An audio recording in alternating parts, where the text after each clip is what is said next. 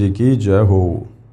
परम पिता परमात्मा सारी सृष्टि के रचनहार कुल मालिक असंख्य ब्रह्मांडों के स्वामी जगत गुरु तीनों लोकों में प्रवेश करके सबका धारण पोषण करने वाले राजाधीराज आत्माधार नाथों के नाथ देवों के देव महादेव सर्वेश्वर महेश्वर मृत्युंजय अजरो अमर आदि अनादि सनातनी प्रभु जगत पिता जगदीश्वर श्री श्री 1008 की उपाधि के वास्तविक अधिकारी अकाल मूर्त शब्द स्वरूपी राम वासुदेव सर्वगतम ब्रह्म परम पूज्य प्रथम पूज्य परम संत परम पुरुष परम धनी परम दयालु सत्य कबीर हक्का कबीर अल्लाहु कबीर अल्लाहु अकबर बाखबर अल्लाह ताला जगत के तारणहार जगत के मुक्तिदाता जगत के जगन्नाथ हारे के सहारे हिंदुओं के राम मुसलमानों के अल्लाह सिखों के वाहिगुरु ईसाइयों के मसीह दया के सागर दया निधि करुणा के सागर करुणा निधि स्वयंभू परिभू संकट मोचन कष्ट हरण मंगल करण दुख भंजन अविगत कबीर निर्विकार निर्विषम परमात्मा अलय अलेख सतगुरु आदि अनादि सतगुरु असली मर्यादा पुरुषोत्तम असली राम असली कृष्ण असली घनश्याम असली मुरारी राजाओं के राजा महाराजाओं के महाराजा शहनशाहों के शहनशाह सम्राटों के सम्राट भगवानों के भगवान अल्लाहों के अल्लाह प्रभुओं के प्रभु मसीहाओं के मसीह सच्चे वाहिगुरु बाबाओं के बाबा पीरों के पीर सेठों के सेठ जगत सेठ सावड़सा सेठ सर्वगुण संपन्न अनंत कोटि कलाओं के स्वामी अनंत कोटि ब्रह्मांडों के नायक योगियों में महायोगी ध्यानियों में महाध्यानी सिद्धों में परम सिद्ध ज्ञानियों में तत्वज्ञानी परम ज्ञानी महाज्ञानी सर्वश्रेष्ठ ज्ञानी विज्ञानी युवा कबीर समर्थ कबीर असमवात अमित ओजा सच्चे रहनुमा करीम अल्लाह सुभान अल्लाह दुनिया के अंतिम पैगंबर 8 सितंबर 1951 से गांव धनाना जिला सोनीपत हरियाणा भारतवर्ष की पावन भूमि पे प्रकट रियल कल की भगवान श्री नारायण साकार हरि श्री बाबा साहेब नूर अनंत परमात्मा सच्चे दरवे सच्चे बाखबर संत श्रोमणी सतगुरु रामपाल जी परमेश्वर जी के चरण कमल में आप और हम सभी भाई बहनों का अनंत कोटि दंडवत प्रणाम। सत्साई भाई और बहनों, बहुत बड़ी दया बहुत बड़ी मेहर पूज्य गुरुदेव भगवान की परमेश्वर रामपाल जी की जिनके शुभ आशीर्वाद से विशेष आशीर्वाद से उन्हीं के सत्संगों के ऊपर बनी पवित्र पुस्तक कबीर बड़ा या कृष्ण इसके ऊपर वीडियो बनाने की श्रृंखला जारी है। इसी श्रृंखला में आज हमारा ये 13वें नंबर का वीडियो है। इस पवित्र आध्यात्मिक पुस्तक कबीर बड़ा या कृष्ण में हमें अध्यात्म को लेकर भक्ति मार्ग को लेकर शास्त्र अनुकूल सत साधना को लेकर धार्मिक अनुष्ठानों को लेकर पाखंडवाद को लेकर जंत्र मंत्र को लेकर वो तमाम जानकारियाँ प्राप्त हो रही हैं जो जानकारियाँ तत्व ज्ञान के अभाव में हमारे नादान धर्म गुरु हमें ना सतयुग में दे पाए ना त्रेता युग में दे पाए ना द्वापर में दे पाए और कलयुग तकरीबन 5000 वर्ष बीत चुका है, आज तक कोई भी आचार्य और शंकराचार्य नहीं दे पाए।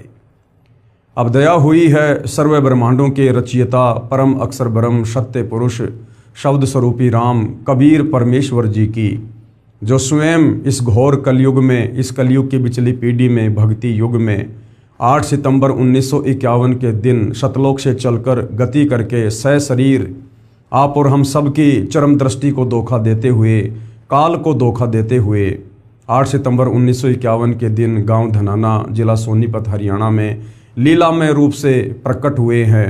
आज हम सब के समक्ष प्रत्यक्ष हैं विद्यमान हैं। तो भाई और बहनों, अब ये भक्ति युग शुरू हो चुका है। अगर किन्हीं आत्माओं ने वास्तव में पूर्ण मोक्ष प्राप्त करना है, इस काल के जन्म और मरण के झंझट से मुक्त होना है, 184 योनियों में जाकर जो पीड़ा हम युगों युगों से सहन कर रहे हैं, यदि उसे मुक्त होना चाहते हैं, तपस्या के कष्ट से और नरक भोगने से यदि मुक्त होना चाहते हैं, तो आज जो सर्वणिम मौका शु अवसर हमें साक्षात विश्व की परम शक्ति कबीर देव जी ने प्रदान किया है सतगुरु रामपाल जी के रूप में आकर, ये मौका भाई और बहनों फिर आगे इनके वापस सतलोक चले जाने के बाद नसीब नहीं होगा। यानी पूर्ण मोक्ष प्राप्त करने का अवसर उसी समय तक है जब तक आप सतगुरु रामपाल जी को इस धरती पर देख रहे हैं। इनके सतलोक जाने के बाद फिर ये मौका हाथ से निकल जाएगा पूर्ण मोक्ष प्राप्ति वाला। हाँ, इनके द्वारा जो भक्ति यहाँ पर हमें दी जा चुकी है, इस भक्ति को करने से, इन मंत्रों का जाप करने से, इन धार्मिक यज्ञों को करने से हम यहाँ पर धनी बन जाएंगे, खुशहाल हो जाएंगे, हमारे बिगड़े हुए कार्य भी बनेंगे और शरीर छूटने के बाद अगले जन्मों में हम देवता भी बन जाएंगे। फिर कभी मनुष्य जन्म मिला तो राजा महाराजा भी मिल जाएंगे, परंतु पूर्ण मोक्ष प्राप्त करने से वंचित रह जाएंगे। तो ये जो गोल्डन चांस हमें मिला है भाई और बहनों, हमें इसका भरपूर फ़ायदा उठाना चाहिए। तो आप सतगुरु रामपाल जी के सत्संगों को सुनना प्रारंभ कीजिएगा। मोबाइल आपकी पॉकेट में है, यूट्यूब पर जाइए, सतगुरु रामपाल जी के सत्संग सर्च कीजिए, पहले उनके ज्ञान को सुनिए, समझिए, उसके बाद उनसे नाम दीक्षा लेकर अपनी आत्मा का कल्याण करवाएं। तो भाई और बहनों, इस ज्ञान को समझने के लिए कि हमारे ही धर्मशास्त्रों में अध्यात्म को लेकर, भक्ति मार्ग को लेकर, आत्मज्ञान और परमात्म ज्ञान को लेकर क्या कुछ लिखा हुआ है, और ये हमारे नादान धर्म गुरु, वो चाहे किसी भी धर्म से संबंधित हैं, हमें इन्हीं धर्मशास्त्रों का हवाला देकर इनके विरुद्ध भक्ति साधना करवाते रहे और काल के मुख में झोंकते रहे। तो इसी बात को लेकर इस पवित्र पुस्तक कबीर बड़ा या कृष्ण में जो विषय चल रहा है वो है जनता की अदालत। जनता की अदालत में मुकदमा क्या है? कबीर बड़ा या कृष्ण। सुप्रीम गॉड कौन है? सर्वशक्तिमान परमात्मा कौन है? वो कुल का एक मालिक कौन है जिसने सर्व सृष्टि को रचा है, जो तीनों लोकों में प्रवेश करके सबका धारण पोषण कर रहा है। इस विषय को लेकर जनता की अदालत में मुकदमा जारी है और जनता की अदालत में जनता खुद ही जज है, क्योंकि ये कलयुग की बिचली पीढ़ी का समय है। परमेश्वर ने सबको अक्षर ज्ञान युक्त कर रखा है। सभी भाई बहन बच्चे से लेकर बूढ़े तक शिक्षित हैं, अपनी आंखों से धर्म ग्रंथों में लिखी सच्चाई को देख सकते हैं, जान सकते हैं और निर्णय कर सकते हैं। इसलिए जनता की अदालत में जज सतगुरु रामपाल जी ने स्वयं जनता को ही चुना है और मुकदमा है कबीर बड़ा या कृष्ण। तो एक तरफ कबीर जी के जो वकील के रूप में हैं वे सतगुरु रामपाल जी हैं और दूसरी तरफ श्री कृष्ण उर्फ विष्णु जी के वकील की भूमिका में हिंदू धर्म के सर्व धर्म गुरु खड़े हुए हैं। और जो प्रश्न, जो सवाल हिंदू धर्म ग्रंथों का हवाला देते हुए हिंदू धर्म के धर्म गुरुओं ने जनता की अदालत में सतगुरु रामपाल जी से किए थे, इधर कबीर जी के वकील सतगुरु रामपाल जी उन तमाम सवालों के प्रमाणित जवाब सबूतों सहित हिंदुओं के धर्म गुरुओं को उन्हीं की आंखों के सामने और धर्म ग्रंथों से दिखा कर बता रहे हैं, जनता की अदालत में पेश कर रहे हैं। ये तमाम चीज़ें देखकर, प्रत्यक्ष प्रमाण देखकर जनता की आंखें खुल रही है कि हमारे ही धर्म ग्रंथों में शास्त्र अनुकूल साधना लिखी हुई है। कौन परमात्मा सुप्रीम है, किस परमात्मा की भक्ति पूजा करने से हमारी आत्मा का कल्याण होगा, मोक्ष होगा, काल के द्वारा लगाए गए कर्म बंधनों से मुक्ति मिलेगी, ये हमारे ही पवित्र धर्मशास्त्रों में, चारों वेदों में, गीता जी में, पुराणों में लिखा हुआ है। परंतु हमारे नादान धर्म गुरु तत्व ज्ञान के अभाव में हमें निष्कर्ष निकाल कर नहीं दे पाए। तो अब जनता अपनी आंखों से प्रत्यक्ष प्रमाण देखकर सत्य को स्वीकार कर रही है और अध्यात्म को जानने में रुचि दिखा रही है। और उसी रुचि के तहत जनता की अदालत में जनता के द्वारा कबीर जी के वकील सतगुरु रामपाल जी से कुछ प्रश्न किए जा रहे हैं और सतगुरु रामपाल जी प्रत्येक प्रश्न का शास्त्र प्रमाणित जवाब दे रहे हैं। आज जनता की अदालत में जनता कबीर जी के वकील सतगुरु रामपाल जी से क्या प्रश्न पूछ रही है? प्रश्न नंबर 10, आप पूर्ण मोक्ष किसे मानते हैं? जनता का सवाल है सतगुरु रामपाल जी से कि आप पूर्ण मुक्ति, पूर्ण मोक्ष किसे मानते हैं? क्या है वो पहचान जिससे ये समझा जाए कि ये जीव आत्मा इस काल के 21 ब्रह्मांड से पूर्णतया मोक्ष प्राप्त कर चुकी है, मुक्त हो चुकी है। अब ये जीवात्मा कभी भी जन्म और मरण के चक्कर में नहीं आएगी, लक 84 योनि में नहीं जाएगी, नरक नहीं भोगेगी, तपस्या का कष्ट नहीं भोगेगी। आप पूर्ण मोक्ष किसे मानते हैं? तो कबीर जी के वकील सतगुरु रामपाल जी ने जवाब दिया कि गीता अध्याय 15 श्लोक 4 में वर्णन है कि तत्वदर्शी संत की प्राप्ति के पश्चात तत्व ज्ञान रूपी शस्त्र से अज्ञान को काटकर अर्थात अच्छी तरह ज्ञान समझकर उसके पश्चात परमेश्वर के उस परम पद की यानी सतलोक की खोज करनी चाहिए, जहां जाने के पश्चात साधक यानी भगत फिर लौटकर संसार में कभी नहीं आते, अर्थात उनका जन्म कभी नहीं होता। जिस परमात्मा ने सर्व रचना की है यानी सारी सृष्टि को रचा है, केवल उसी की भक्ति पूजा करो। पूर्ण मोक्ष उसी को कहते हैं जिसकी प्राप्ति के पश्चात यानी जिस परमात्मा की प्राप्ति के पश्चात, जिस सतलोक में जाने के पश्चात पुनः यानी दोबारा जन्म ना हो, कहाँ, इस काल के लोक में, और जन्म मरण का चक्कर सदा के लिए समाप्त हो जाए। तो जनता की अदालत में सतगुरु रामपाल जी ने हिंदुओं की जो पवित्र पुस्तक है श्रीमद् भगवत गीता, उसी से प्रमाणित कर दिया है कि आप ही के धर्मशास्त्र में लिखा हुआ है कि पूर्ण मोक्ष किसे कहते हैं। गीता अध्याय 15 श्लोक नंबर 4, गीता ज्ञानदाता काल ब्रह्म, जो ब्रह्मा विष्णु महेश का पिता है, दुर्गा का पति है, ये खुद कह रहा है कि तत्वदर्शी संत की प्राप्ति के पश्चात यानी सबसे पहले तो आपका गुरु होना चाहिए, और गुरु भी पूर्ण होना चाहिए, और पूर्ण गुरु की पहचान भी गीता अध्याय 15 श्लोक नंबर 1 से 4 में लिखी हुई है। और पूर्ण गुरु होगा वो तत्वदर्शी संत होगा, और जो तत्वदर्शी संत होगा वो खुद कबीर भगवान होगा। यानी जब वो कबीर भगवान इस धरती पर प्रकट होता है, उसके बाद तत्वदर्शी संत की भूमिका करता है, तो वो सर्व धर्मशास्त्रों को दिखा दिखा के अपने ज्ञान को प्रमाणित करता है, सृष्टि रचना को प्रमाणित करता है। जो भक्ति साधना वो देता है, जो मंत्र वो देता है, उन मंत्रों को उन्हीं धर्मशास्त्रों से प्रमाणित करके दिखाता है। वो धर्मशास्त्र चाहे हिंदू धर्म के हो, चाहे मुसलमान धर्म के, चाहे सिख धर्म के, चाहे ईसाई धर्म के। उसके बाद उस ज्ञान को अच्छे से समझकर तत्वदर्शी संत की शरण में आकर उनके द्वारा दी भक्ति साधना को मर्यादा में रहकर आजीवन करने से फिर आपको वो अविनाशी पद प्राप्त होगा, परम पद प्राप्त होगा, शतलोक प्राप्त होगा। उस शतलोक में जाने के बाद फिर ये आत्मा कभी वापस लौटकर इस काल के 21 ब्रह्मांड में नहीं आती है, यहाँ फिर इसका पुनर्जन्म नहीं होता है। ये सदा सदा के लिए शतलोक में ही निवास करती है, और शतलोक में भी आगे के लोगों के लिए भक्ति है यदि जाना चाहे तो, अन्यथा शतलोक में जाने के पश्चात इस आत्मा को किसी प्रकार का कोई कष्ट नहीं है, कोई पीड़ा नहीं है, जन्म मरण का कोई कष्ट नहीं है, बुढ़ापे का कोई कष्ट नहीं है, ना किसी वस्तु का कोई अभाव है, ना वहाँ कोई राग द्वेष ईर्ष्या छल कपट मन मुटाव चोरी जारी निंदा चुगली घूसखोरी रिश्वतखोरी मिलावट कुछ भी नहीं है। वहाँ केवल आनंद ही आनंद है, क्योंकि शतलोक सुख का सागर है। अर्थात कहने का मतलब है तत्वदर्शी संत की शरण में आकर उनके बताए अनुसार मर्यादा में रहकर आजीवन भक्ति करने से हम इस काल के 21 ब्रह्मांड से निकलकर शतलोक चले जाएंगे, और शतलोक जाने के बाद फिर हम कभी वापस लौटकर इस काल के लोक में नहीं आएंगे। उसको कहते हैं पूर्ण मोक्ष प्राप्ति। आगे जनता की अदालत में जनता ने फिर एक सवाल किया है सतगुरु रामपाल जी से। प्रश्न नंबर 11, क्या गीता ज्ञानदाता ब्रह्म की भक्ति से पूर्ण मोक्ष संभव है?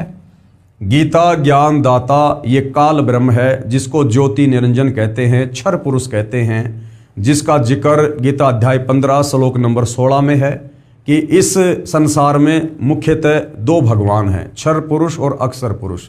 तो जो क्षर पुरुष है, जो नाशवान है, ये गीता ज्ञानदाता है, जिसको काल कहते हैं, ज्योति निरंजन कहते हैं। ये ब्रह्मा विष्णु महेश के पूज्य पिताजी हैं, और ये दुर्गा का पति है, जिसने महाभारत के समय श्री कृष्ण जी के शरीर में प्रवेश करके और गीता जी का ज्ञान बोला था। तो इस गीता ज्ञानदाता काल ब्रह्म के विषय में जनता की अदालत में जनता पूछ रही है कबीर जी के वकील सतगुरु रामपाल जी से, क्या गीता ज्ञानदाता इस ब्रह्म की भक्ति से पूर्ण मोक्ष संभव है? तो उत्तर सतगुरु रामपाल जी दे रहे हैं कि बिल्कुल भी नहीं है। मोक्ष तो मिलेगा, लेकिन कहां तक का मिलेगा? जहां तक की भक्ति करने से ये काल साधक को उसका फल देता है। यानी ब्रह्म की भक्ति करने से साधक ब्रह्म लोक में जाएगा। ब्रह्म की भक्ति यानी काल की भक्ति गीता अध्याय 8 श्लोक नंबर 13 में वर्णित है कि ओम इति एक अक्षर ब्रह्म व्यवहारण माम अनुस्मरण ये पर्याति तजन देहम सयाति परमाम गतम। कि अर्जुन, मुझ ब्रह्म की साधना का एक ओम मंत्र है, और जो इस ओम मंत्र का अंतिम श्वास तक, शरीर छूटने तक जाप करता है, वो मुझ ब्रह्म की परम गति को प्राप्त होता है। और इस ब्रह्म की परम गति क्या है? गीता अध्याय 8 श्लोक नंबर 16, ये ब्रह्म लोक में रहता है। और ब्रह्म लोक में गया हुआ साधक भी वापस लौटकर जन्म और मरण में आता है, लक 84 योनि में जाता है। अर्थात गीता ज्ञानदाता ब्रह्म की साधना करने से साधक ब्रह्म लोक में जाएगा, जो कि इसकी परम गति है, जो अंतिम मुक्ति है इस काल लोक की। और उस अंतिम मुक्ति को भोग कर अपने पुण्य खर्च करके ब्रह्मलोक से भी साधक वापस जन्म मरण में आएगा। अर्थात काल की साधना से, ब्रह्म की साधना से भी पूर्ण मुक्ति नहीं है। क्या गीता ज्ञानदाता ब्रह्म की भक्ति से पूर्ण मोक्ष संभव है? उत्तर है नहीं।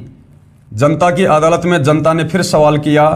गीता अध्याय 8 श्लोक नंबर 16 में प्रमाण है कि गीता ज्ञानदाता ने यानी इस काल ब्रह्म ने कहा है कि हे अर्जुन, मुझे प्राप्त होकर पुनर्जन्म नहीं होता।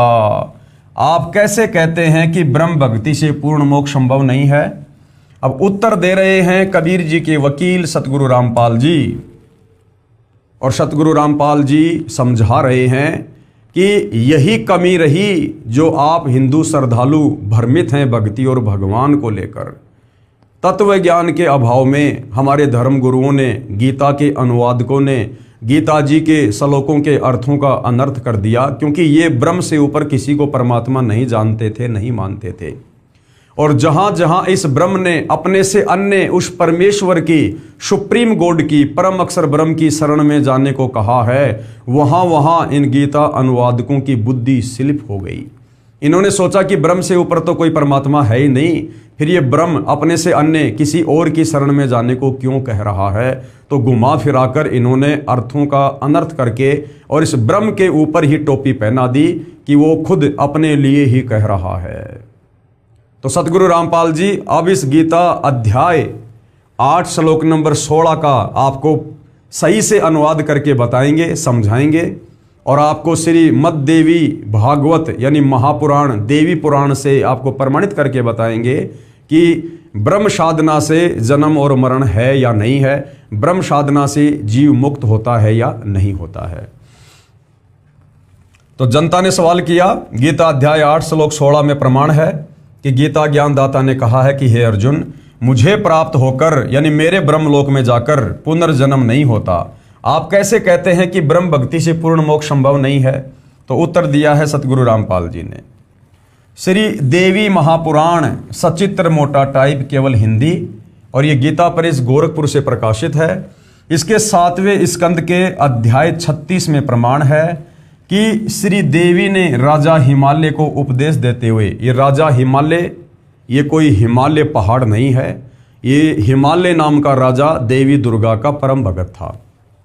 राजा हिमालय को उपदेश देते हुए कहा है कि हे राजन, अन्य सब बातों को छोड़कर, मेरी भक्ति भी छोड़कर केवल एक ओम नाम का जाप कर। राजा हिमालय ने कहा कि हे देवी, हे माता, मुझे मोक्ष चाहिए, क्योंकि राजा के पास में धन बहुत होता है, लेकिन उस धन से भी उसको संतुष्टि नहीं होती है। तो राजा हिमालय ने, जो कि देवी का पुजारी था, उसने कहा कि माता, मुझे वो विधि बताओ जिससे मेरा पूर्ण मोक्ष हो जाए। तो दुर्गा ने क्या कहा कि अन्य सब बातों को छोड़कर, यानी और सारी पूजा पाठ को छोड़कर, ये देवी देवता, भैरव भूत, हनुमान, ब्रह्मा विष्णु महेश, यहाँ तक कि देवी दुर्गा राजा हिमालय को कह रही कि मेरी भक्ति भी छोड़ दे, और सब बातों को छोड़कर, यानी और सब की पूजा छोड़कर, अन्य सब बातों को छोड़कर, मेरी भक्ति भी छोड़कर केवल एक ओम नाम का जाप कर। ब्रह्म प्राप्ति का यही एक मंत्र है, क्योंकि ओम ये ब्रह्म का मंत्र है। इससे संसार के उस पार जो ब्रह्म है उसको पा जाओगे, यानी तुम काल को प्राप्त हो जाओगे, तुम्हारा कल्याण हो। वह ब्रह्म यानी वो काल ब्रह्मलोक रूपी दिव्य आकाश में रहता है, यानी 21 ब्रह्मांड में सबसे ऊपर रहता है। पेश है श्री देवी भागवत यानी देवी पुराण के 7वें स्कंद के अध्याय 36 से संबंधित प्रकरण की फोटोकॉपी। तो जनता की अदालत में सतगुरु रामपाल जी के द्वारा अब जनता के सामने श्री देवी महापुराण का 7वें स्कंद का ये जो पृष्ठ है ये दिखाया जा रहा है, ताकि भगत समाज को, हिंदू समाज को विश्वास हो कि वास्तव में जो ब्रह्म साधना है, चारों वेद और गीता जी में जो सर्वश्रेष्ठ साधना है ब्रह्म साधना, इस ब्रह्म साधना को करने से भी साधक जन्म और मरण में ही रहता है। देवी के द्वारा हिमालय को ज्ञान उपदेश और ब्रह्म स्वरूप का वर्णन। अब ये देवी दुर्गा क्या कह रही है? श्री देवी जी कहने लगी, हे पर्वतराज, इस प्रकार योग युक्त होकर मुझ ब्रह्म स्वरूपा देवी का ध्यान करो, और ये ध्यान आसन पर भली भांति बैठकर अहेतुकी भक्ति के साथ करना चाहिए। पहले तो देवी दुर्गा राजा हिमालय को अपनी भक्ति साधना के विषय में बता रही है कि यदि मुझ देवी को प्रसन्न करना है, मेरे स्तर का लाभ प्राप्त करना है, तो किस प्रकार से मेरी भक्ति करनी चाहिए। लेकिन हिमालय ने कहा कि मुझे तो पूर्ण मोक्ष चाहिए, जन्म और मरण से छुटकारा चाहिए। उसके बाद देवी ने फिर उसको ब्रह्म भक्ति के बारे में बताया।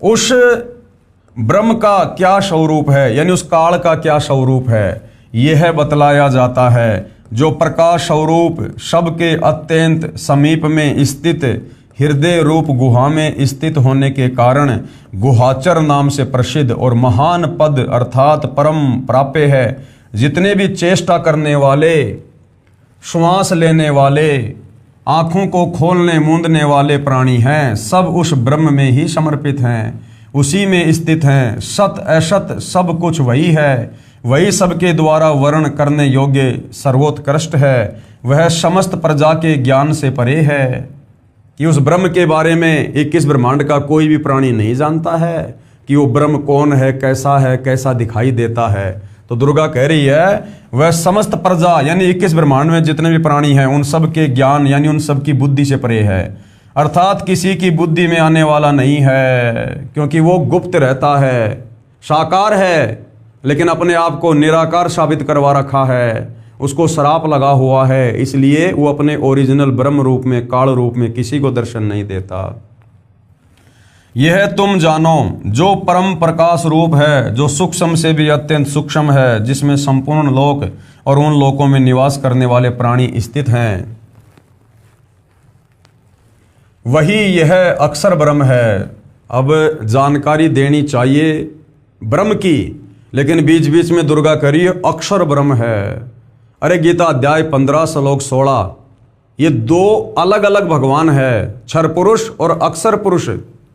क्षर पुरुष तो ये काल है जो 21 ब्रह्मांड का स्वामी है, और अक्षर पुरुष ये पर ब्रह्म है जिसके पास 7 संग ब्रह्मांड हैं। लेकिन देवी दुर्गा क्योंकि सृष्टि रचना का ज्ञान इसको भी नहीं है, कंप्लीट आध्यात्मिक ज्ञान इसको भी नहीं है, तो ये भी गोलमोल करके बता रही है। वही सबके प्राण हैं, वही सबकी वाणी है और वही सबके मन हैं। वह यह परम सत्य और अमृत अविनाशी तत्व है। सौम्य उस वेदने योग्य लक्ष्य का तुम वेदन करो, यानी ओम नाम पे ध्यान करो, मन लगाकर उसमें तुम तन्मय हो जाओ, यानी ब्रह्म की भक्ति में मन लगाओ। सौम्य उपनिषद में कथित महान अस्त्र रूप धनुष लेकर उस पर उपासना द्वारा तीक्ष्ण किया हुआ बाण संधान करो, और फिर भावानुगत चित्त के द्वारा उस बाण को खींचकर उस अक्षर रूप ब्रह्म को ही लक्ष्य बनाकर वेदन करो, यानी उस ब्रह्म की साधना करो, ओम नाम का जाप करो। प्रणव ओम धनुष है, यानी उसका मंत्र क्या है? ओम, और जीव आत्मा बाण है, और ब्रह्म को उसका लक्ष्य कहा जाता है। परमाद रहित अत्यंत तत्परता से साधन संलग्न होकर उसका वेदन करना चाहिए, और बाण के समान उसमें तन्मय हो जाना चाहिए, जिससे ब्रह्म में, स्वर्ग में, पृथ्वी, अंतरिक्ष, स्वर्ग और पृथ्वी के बीच का आकाश संपूर्ण प्राणों के सहित इंद्रिय युक्त मन बुद्धि रूप अंतःकरण ओतप्रोत है। उस एकमात्र परमात्मा को ही जाने, यानी उस ब्रह्म को ही जानो सब कुछ, दूसरी सब बातों को छोड़ दो, यानी और सबकी भक्ति साधना छोड़ दो, मुझ देवी दुर्गा की साधना भी छोड़ दो, उस ओम नाम के जाप के साथ में ब्रह्म की साधना करो। यही अमृत रूप परमात्मा के पास पहुंचाने वाला पुल है। संसार समुद्र से पार होकर अमृत स्वरूप परमात्मा को प्राप्त करने का यही सुलभ साधन है। इस आत्मा का ओम के जप के साथ ध्यान करो, यानी उस काल का, उस ब्रह्म का ओम नाम के साथ में जाप करो। इससे अज्ञानमय अंधकार से सर्वदा परे और संसार समुद्र से उस पार जो ब्रह्म है उसको पा जाओगे, तुम्हारा कल्याण हो। जो सदा जानने वाला, जो सब ओर से सब कुछ जानने वाला है, जिसकी जगत में ये महिमा है, वह यह सबका आत्मा ब्रह्म कहाँ रहता है? ब्रह्म लोक रूप दिव्य आकाश में रहता है। ये जो मेन पॉइंट है भाई और बहनों, इस पूरे प्रकरण को समझने के लिए ये ध्यान रखना, दुर्गा देवी राजा हिमालय को क्या कह रही है कि उस ब्रह्म का ओम जाप है और वो कहाँ रहता है? वो ब्रह्म लोक रूप दिव्य आकाश में रहता है। वह यह सबका आत्मा ब्रह्म कहाँ रहता है? ब्रह्म लोक रूप दिव्य आकाश में। दो बातें ध्यान रखनी है, फिर हमें गीता जी बिल्कुल क्लियर कर देगी कि इस ब्रह्म साधना से जीव जन्म और मरण में रहता है या उसकी पूर्ण मुक्ति हो जाती है। पहला ओम नाम, और दूसरा वो ब्रह्म कहाँ रहता है? ब्रह्मलोक में रहता है। उसके बाद क्लियर हो जाएगा। भावार्थ है कि ब्रह्म साधना का केवल एक ओम नाम का जाप है जो देवी दुर्गा हिमालय को बता रही है। इससे ब्रह्म की प्राप्ति होती है और वह साधक कहाँ जाता है? ब्रह्मलोक में चला जाता है। इसी गीता अध्याय 8 श्लोक 16 में अब क्या कहा है, ध्यान से सुनिएगा, समझ में आ जाएगा। इसी गीता अध्याय 8 श्लोक 16 में कहा है कि ब्रह्मलोक सहित सर्वलोक पुनरावर्ती में है। ब्रह्मलोक से लेकर, ब्रह्मलोक 21 ब्रह्मांड का सबसे ऊपर का लोक है और बाकी लोक सब नीचे हैं, ब्रह्मा विष्णु महेश के, देवी दुर्गा के, देवताओं के। तो क्या कहा जाता है गीता अध्याय 8 श्लोक नंबर 16 में कि ब्रह्मलोक पर्यंत, यानी उस ब्रह्मलोक से लेकर और जितने भी लोक हैं 21 ब्रह्मांड में, ये सब पुनरावर्ती में हैं, अर्थात जन्म और मरण में हैं। पुनरावर्ती का मतलब है जिसको प्राप्त होके पुनः वापस जन्म और मरण में आना पड़े। इसी गीता अध्याय 8 श्लोक 16 में कहा है कि ब्रह्मलोक सहित सर्वलोक पुनरावर्ती में हैं, यानी जन्म और मरण के चक्कर में हैं, अर्थात ब्रह्मलोक में गए साधक का भी पुनर्जन्म होता है। ब्रह्म यानी काल की भक्ति से पूर्ण मोक्ष नहीं होता। इस गीता अध्याय 8 श्लोक 16 का अनुवाद गीता प्रेस गोरखपुर से प्रकाशित गीता में तथा अन्य प्रकाशन की गीता में गलत किया हुआ है। ये अनुवाद गलत किया हुआ है क्योंकि अनुवादकों को तत्व ज्ञान नहीं था, अनुवादक सृष्टि रचना से परिचित नहीं थे, अनुवादक इस ब्रह्म से ऊपर किसी अन्य परमात्मा से परिचित नहीं थे। गीता अनुवादक गीता अध्याय 15 श्लोक नंबर 16 और 17 से पूरी तरह से परिचित नहीं थे, जिसमें 3 भगवानों की जानकारी दी गई है। ये देखिएगा, आप लोगों के सामने है, पेश है फोटोकॉपी गीता अध्याय 8 श्लोक 16 की। गीता प्रेस गोरखपुर से प्रकाशित है और क्या समझाया जा रहा है ये श्लोक आप जियों के सामने है भाई और बहनों। ये पुनरावर्ती शब्द साफ साफ लिखा हुआ है। आ ब्रह्म भुवनात् लोका पुनरावर्तिन अर्जुन माम उपेते तू कौनते पुनर्जन्म न विद्यते। जो ये नहीं जानते कि मुझ ब्रह्म को प्राप्त होकर भी जन्म और मरण में आना पड़ता है। हे अर्जुन, अब ये तो गीता अनुवादकों ने अनुवाद किया है जो गलत है, सही नहीं है। इन्होंने ब्रह्म के ऊपर ही टोपी पहना दी, ब्रह्म को ही सर्वश्रेष्ठ भगवान साबित कर दिया कि ब्रह्म की प्राप्ति होने के बाद में फिर जन्म और मरण में साधक नहीं आता। जबकि वास्तव में श्लोक क्या कह रहा है, मूल संस्कृत हमें क्या समझा रही है। देखो, मूल संस्कृत में कोई चेंजमेंट नहीं कर सकता, अनुवाद अपने अपने तरीके से कर सकते हैं। तो अब मूल संस्कृत का अनुवाद कि ये गीता अध्याय 8 श्लोक 16 वास्तव में कह क्या रहा है, वो फिर सतगुरु रामपाल जी ने समझाया है आगे। तो ये गीता अनुवादकों के द्वारा किया गया अर्थ है जो गलत है। हे अर्जुन, ब्रह्मलोक पर्यंत सब लोक पुनरावर्ती में है, यानी ब्रह्मलोक से लेकर नीचे के सभी लोग पुनरावर्ती में हैं, जन्म और मरण में है, उत्पत्ति और प्रलय में है। जब यह साफ साफ कहा जा रहा है उस ब्रह्म के द्वारा जिसकी साधना करके ये कह रहे हैं कि जन्म और मरण नहीं होता, वो तो खुद कह रहा है कि हे अर्जुन, ब्रह्मलोक पर्यंत यानी ब्रह्मलोक से लेकर सब लोग पुनरावर्ती में हैं, यानी जन्म और मरण में हैं, उत्पत्ति और प्रलय में हैं। जब वो लोक ही उत्पत्ति और प्रलय में है, नष्ट होता है, तो वहाँ रहने वाले साधक कहाँ रहेंगे, वो भगत कहाँ रहेंगे। तो यहीं से क्लियर हो जाता है हे अर्जुन, ब्रह्मलोक पर्यंत सब लोग पुनरावृत्ति में हैं। लेकिन उसके आगे इन्होंने गलत अनुवाद कर दिया। क्या? परंतु हे कुंती पुत्र, मुझको यानी काल को यानी ब्रह्म को प्राप्त होकर पुनर्जन्म नहीं होता, ये इन्होंने गलत कर दिया। ये जो शब्द है न विद्यते, जो ये नहीं जानते, इन्होंने इसको अच्छे से नहीं समझा। अब सतगुरु रामपाल जी ने यथार्थ अनुवाद किया है। इसका वास्तविक अनुवाद इस प्रकार है, ब्रह्मलोक तक सर्वलोक पुनरावृत्ति में हैं, अर्थात ब्रह्मलोक में भी गए व्यक्तियों का पुनर्जन्म होता है। जो ये नहीं जानते, साफ साफ लिखा हुआ है, न विद्यते, जो ये नहीं जानते, विद्यते यानी जानना और न यानी नहीं, जो ये नहीं जानते, हे अर्जुन, मुझे प्राप्त होकर भी उनका पुनर्जन्म होता है। इन्होंने लिख दिया नहीं होता है। इस श्लोक में विद्यते शब्द का अर्थ जानना बनता है। गीता अध्याय 6 श्लोक 23 में विद्यात शब्द का अर्थ जानना किया है।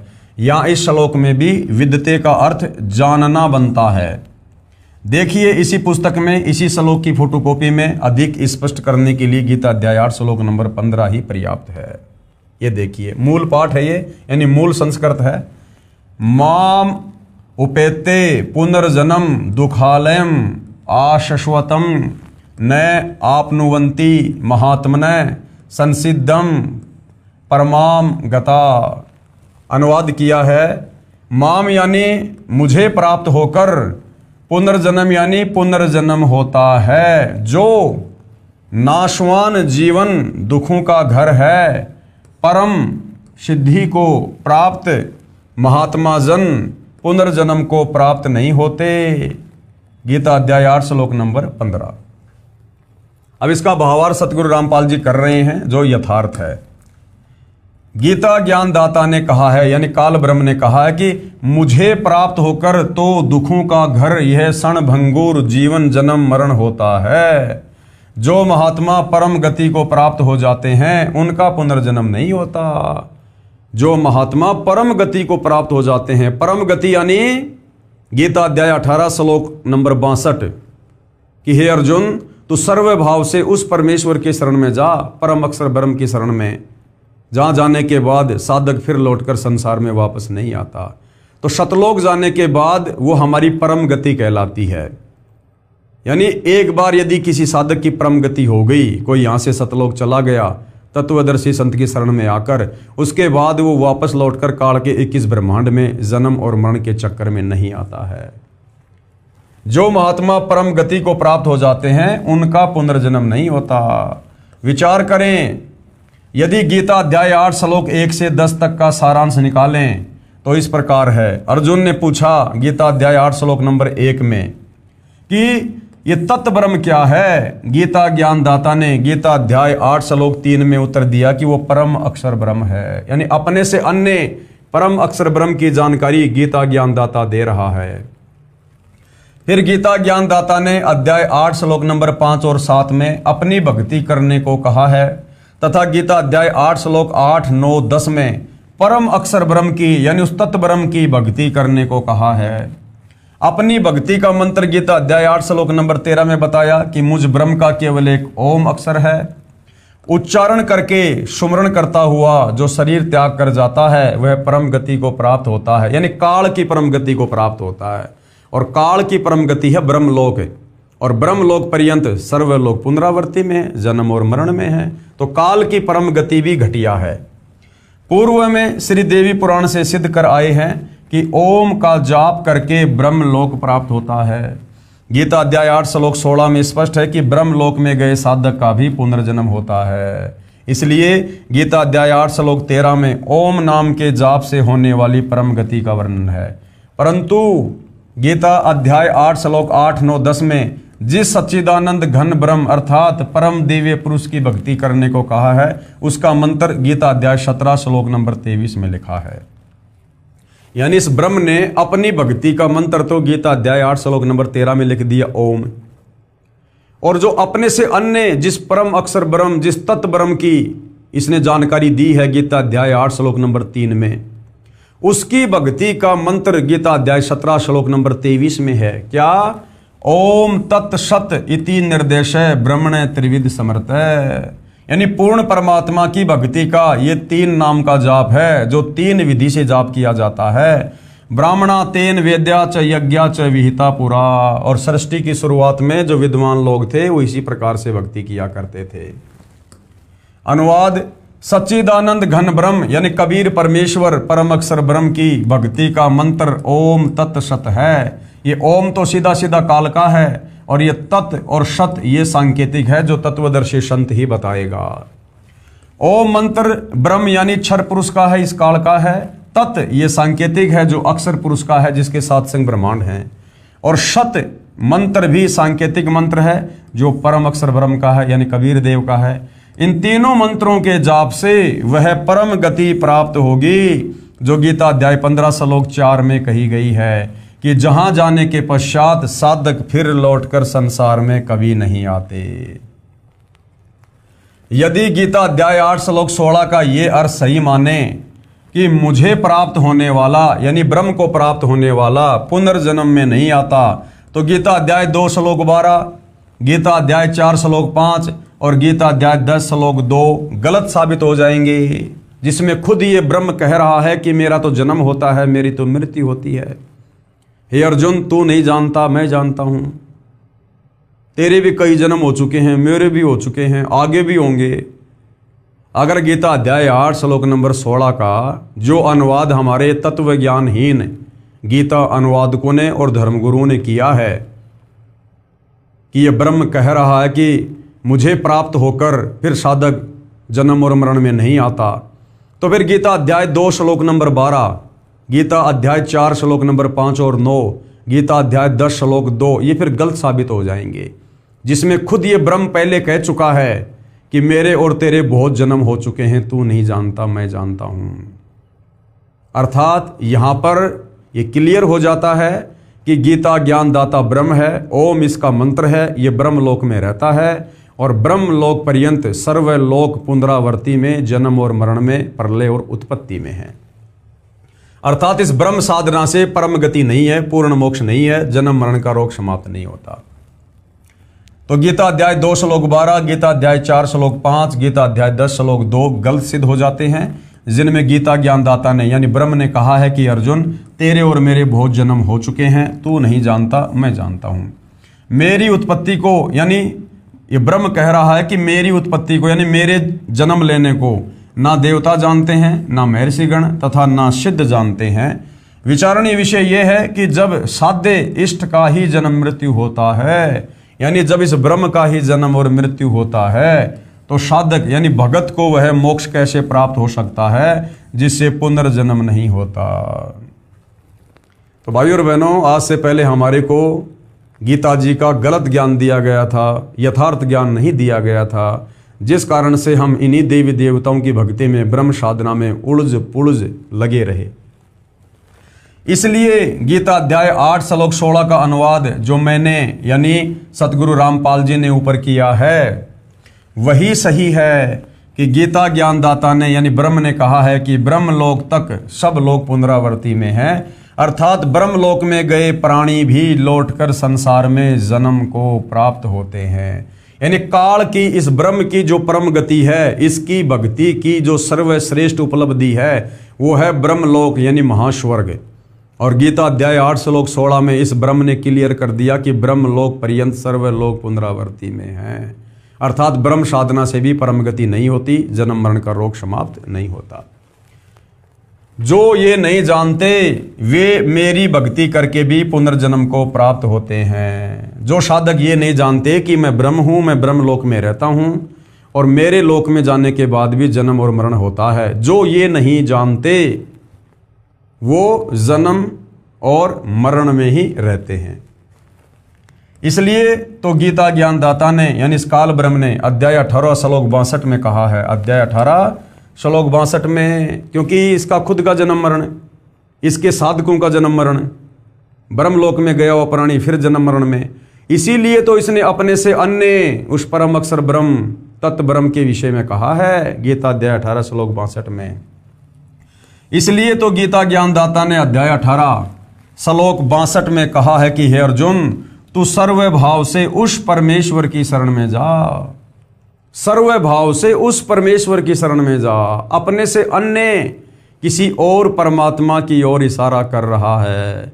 अगर ये खुद ही सर्वेश्वर होता, महेश्वर होता है, अगर ये अविनाशी होता, अजन्मा होता, और यदि इसी की भक्ति से परम गति प्राप्त होनी होती, तो अपने से अन्य उस परम अक्षर ब्रह्म सर्वश्रेष्ठ परमात्मा की शरण में जाने के लिए अर्जुन को भला क्यों कहेगा। इसीलिए तो गीता ज्ञानदाता ने यानी ब्रह्म ने अध्याय 18 श्लोक 62 में कहा है कि हे अर्जुन, तू सर्व भाव से, सर्व भाव यानी और सब भक्ति छोड़ दे, मुझ ब्रह्म साधना को भी छोड़ दे।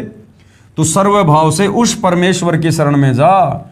उस परमेश्वर की कृपा से ही तू परम शांति यानी परम गति तथा सनातन परम धाम अर्थात सतलोक को प्राप्त होगा। यही प्रमाण गीता अध्याय 15 श्लोक 4 में भी है कि तत्वदर्शी संत से तत्व ज्ञान प्राप्त करके उस तत्व ज्ञान रूपी शस्त्र से अज्ञान को काटकर, यानी जो तत्वदर्शी संत तुझे तत्व ज्ञान देगा, सत्संग सुनाएगा, उन सत्संगों को सुनकर मुझ काल के द्वारा 21 ब्रह्मांड में सदियों से जो अज्ञान फैलाया जा चुका है, उस अज्ञान को काटकर फिर तू सतलोक जाने की तैयारी कर।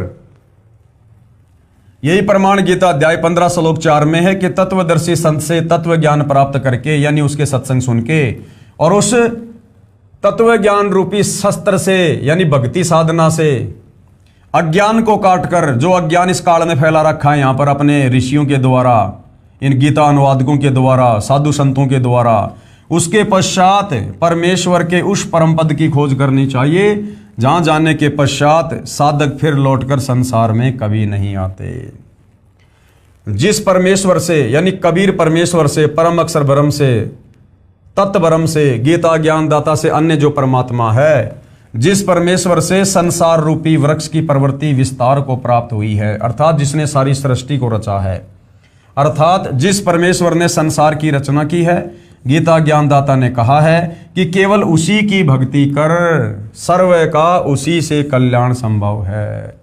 तो गीता ज्ञानदाता ने तो अपने से अन्य उस परम अक्षर ब्रह्म तत् ब्रह्म कबीर देव की भक्ति करने के लिए अर्जुन को निर्देशित कर दिया है कि अगर तुझे परम गति को प्राप्त होना है, पूर्ण मोक्ष चाहिए, जन्म मरण से छुटकारा चाहिए, परम शांति चाहिए, तो तू सर्व भाव से उस परमेश्वर की शरण में चला जा, जहां जाने के बाद साधक फिर लौटकर संसार में वापस नहीं आता।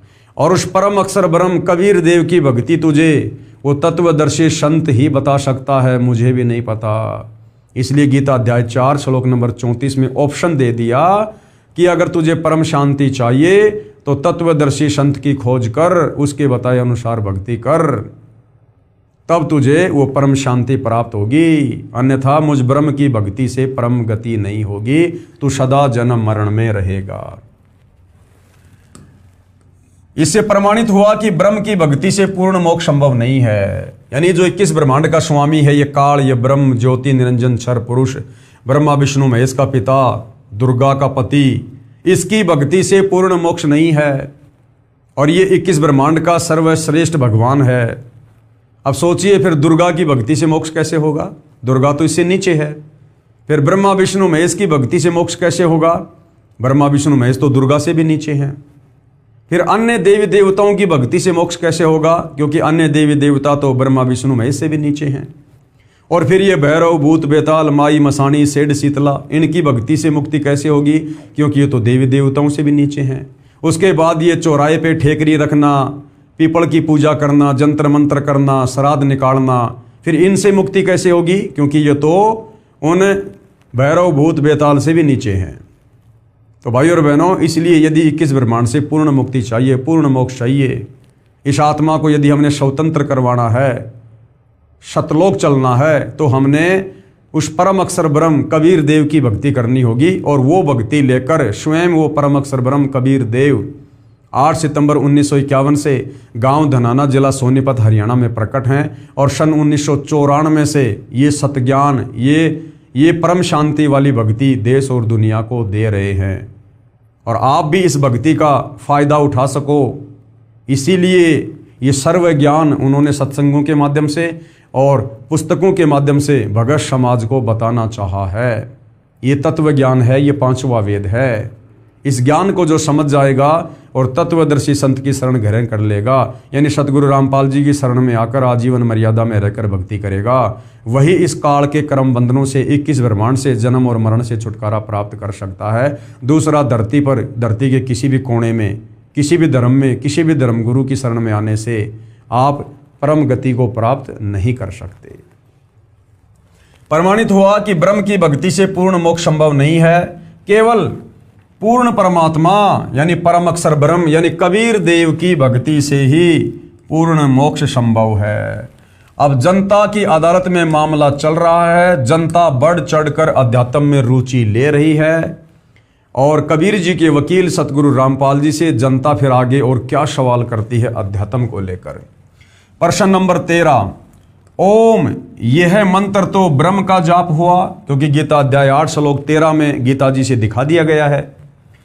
फिर यह क्यों कह रहे हो कि ब्रह्म भक्ति से पूर्ण मोक्ष नहीं होता? आपने बताया कि गीता अध्याय 17 श्लोक 23 में ओम तत् सत, यानी इसमें तो इस ब्रह्म का मंत्र भी है, ओम मंत्र भी आता है इसमें, तो जो आप पूर्ण परमात्मा का मंत्र बता रहे हो। आपने बताया कि गीता अध्याय 17 श्लोक 23 में ओम तत् सत, इस मंत्र के जाप से पूर्ण मोक्ष होता है। इस मंत्र में भी तो ओम मंत्र है, यानी काल का जाप है। तो कबीर जी के वकील सतगुरु रामपाल जी ने किस प्रकार से प्रमाणित जवाब दिया है?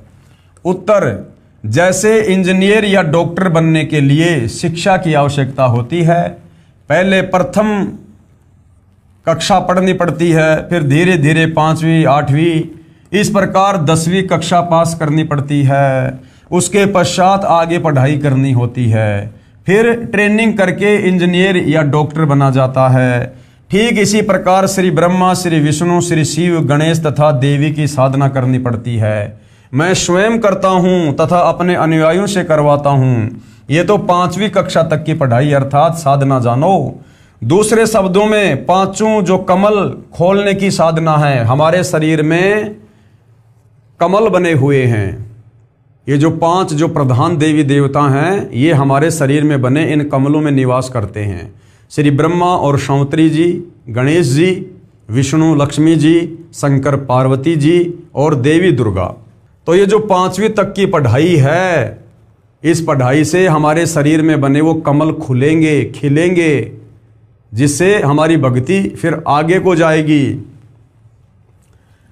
दूसरे शब्दों में पांचों कमलों को खोलने की साधना है। और ये जो ब्रह्म की साधना है, जो ओम नाम का जाप है, ये 10वीं कक्षा तक की पढ़ाई जानो। ये 10वीं कक्षा तक की पढ़ाई जानो, अर्थात ब्रह्मलोक तक की साधना है जो ओम का जाप करना है। और अक्षर पुरुष की साधना को 14वीं कक्षा की पढ़ाई जानो, अर्थात बीए जानो, बीए। और ये जो तत् है, ये अक्षर पुरुष का मंत्र है, ये तत् मंत्र का जाप है अक्षर पुरुष का। तत् मंत्र को तो सांकेतिक है, वास्तविक मंत्र तो इससे भिन्न है, जो उपदेशी को ही बताया जाता है। और उसके बाद में जो ओम तत् सत में जो सत है, परम अक्षर पुरुष की साधना इंजीनियर या डॉक्टर की पढ़ाई अर्थात साधना जानो, जो सत शब्द से करनी होती है। ये सत मंत्र भी सांकेतिक है, वास्तविक मंत्र भिन्न है, जो उपदेशी को बताया जाता है, इसको सारनाम भी कहते हैं। तो इस प्रकार से कबीर जी के वकील सतगुरु रामपाल जी ने क्लियर कर दिया कि गीता अध्याय 17 श्लोक 23 में जो 3 मंत्र है, ओम तत् सत, जिसमें सबसे पहले ओम मंत्र इस काल का है, दूसरा जो ये तत् मंत्र है ये अक्षर पुरुष का है, और तीसरा जो सत है वो परम अक्षर ब्रह्म कबीर देव की साधना का है। तो ये जो ब्रह्मा विष्णु महेश की जो साधना है, ये तो 5वीं कक्षा तक की पढ़ाई है। यानी शुरुआत में परमात्मा इनके मंत्र देकर इनका जो ऋण हमारे ऊपर चढ़ा हुआ है, हम इस काल के लोक में रह रहे हैं, युगों युगों से खा रहे हैं, पी रहे हैं, हवा ले रहे हैं, सूर्य से प्रकाश ले रहे हैं, धरती से अनाज पैदा करके खा रहे हैं, हमारे बाप का थोड़ी है। हम कर्जवान हैं इस काल के, क्योंकि काल ने 21 ब्रह्मांड, ये पूरी पृथ्वी शतलोक में ये तप करके ये प्राप्त कर रखी है, तो हम इस काल के ऋणी हो रखे हैं। तो ब्रह्मा विष्णु महेश का जो कर्जा है, यानी शरीर में जो 5 जो कमल हैं जिनमें ये प्रधान देवी देवता हैं, इनका ऋण उतारने के लिए हमें शुरुआत में इन देवी देवताओं के मंत्र जाप करने के लिए दिए जाते हैं। ये इन देवी देवताओं की पूजा नहीं है, ये इनकी साधना है। हम मेहनत मजदूरी करेंगे तो इनका ऋण उतार पाएंगे। पूजा हमने परम अक्षर ब्रह्म की करनी है, कबीर देव की करनी है। उसके बाद में जो ये ओम नाम की जो साधना है, ये इस ब्रह्म की है, इस काल की है, क्योंकि किस ब्रह्मांड इसी का है। इसने तप के बदले इसने ले रखा है जो है पूर्ण परमेश्वर कबीर साहिब से, तो इसका भी हमारे ऊपर ऋण चढ़ा हुआ है। तभी तो ये गीता अध्याय 18 श्लोक 66 में कह रहा है कि सर्वधर्मान परित्यज्य माम एकम शरणम व्रज अहम तवा सर्व पापेभ्यो मोक्षयामि मा शुच, कि अर्जुन मेरे स्तर की जितनी भी भक्ति साधना है उसका फल तू मुझे संकल्प कर दे, मैं तुझे यहाँ से मुक्त कर दूंगा।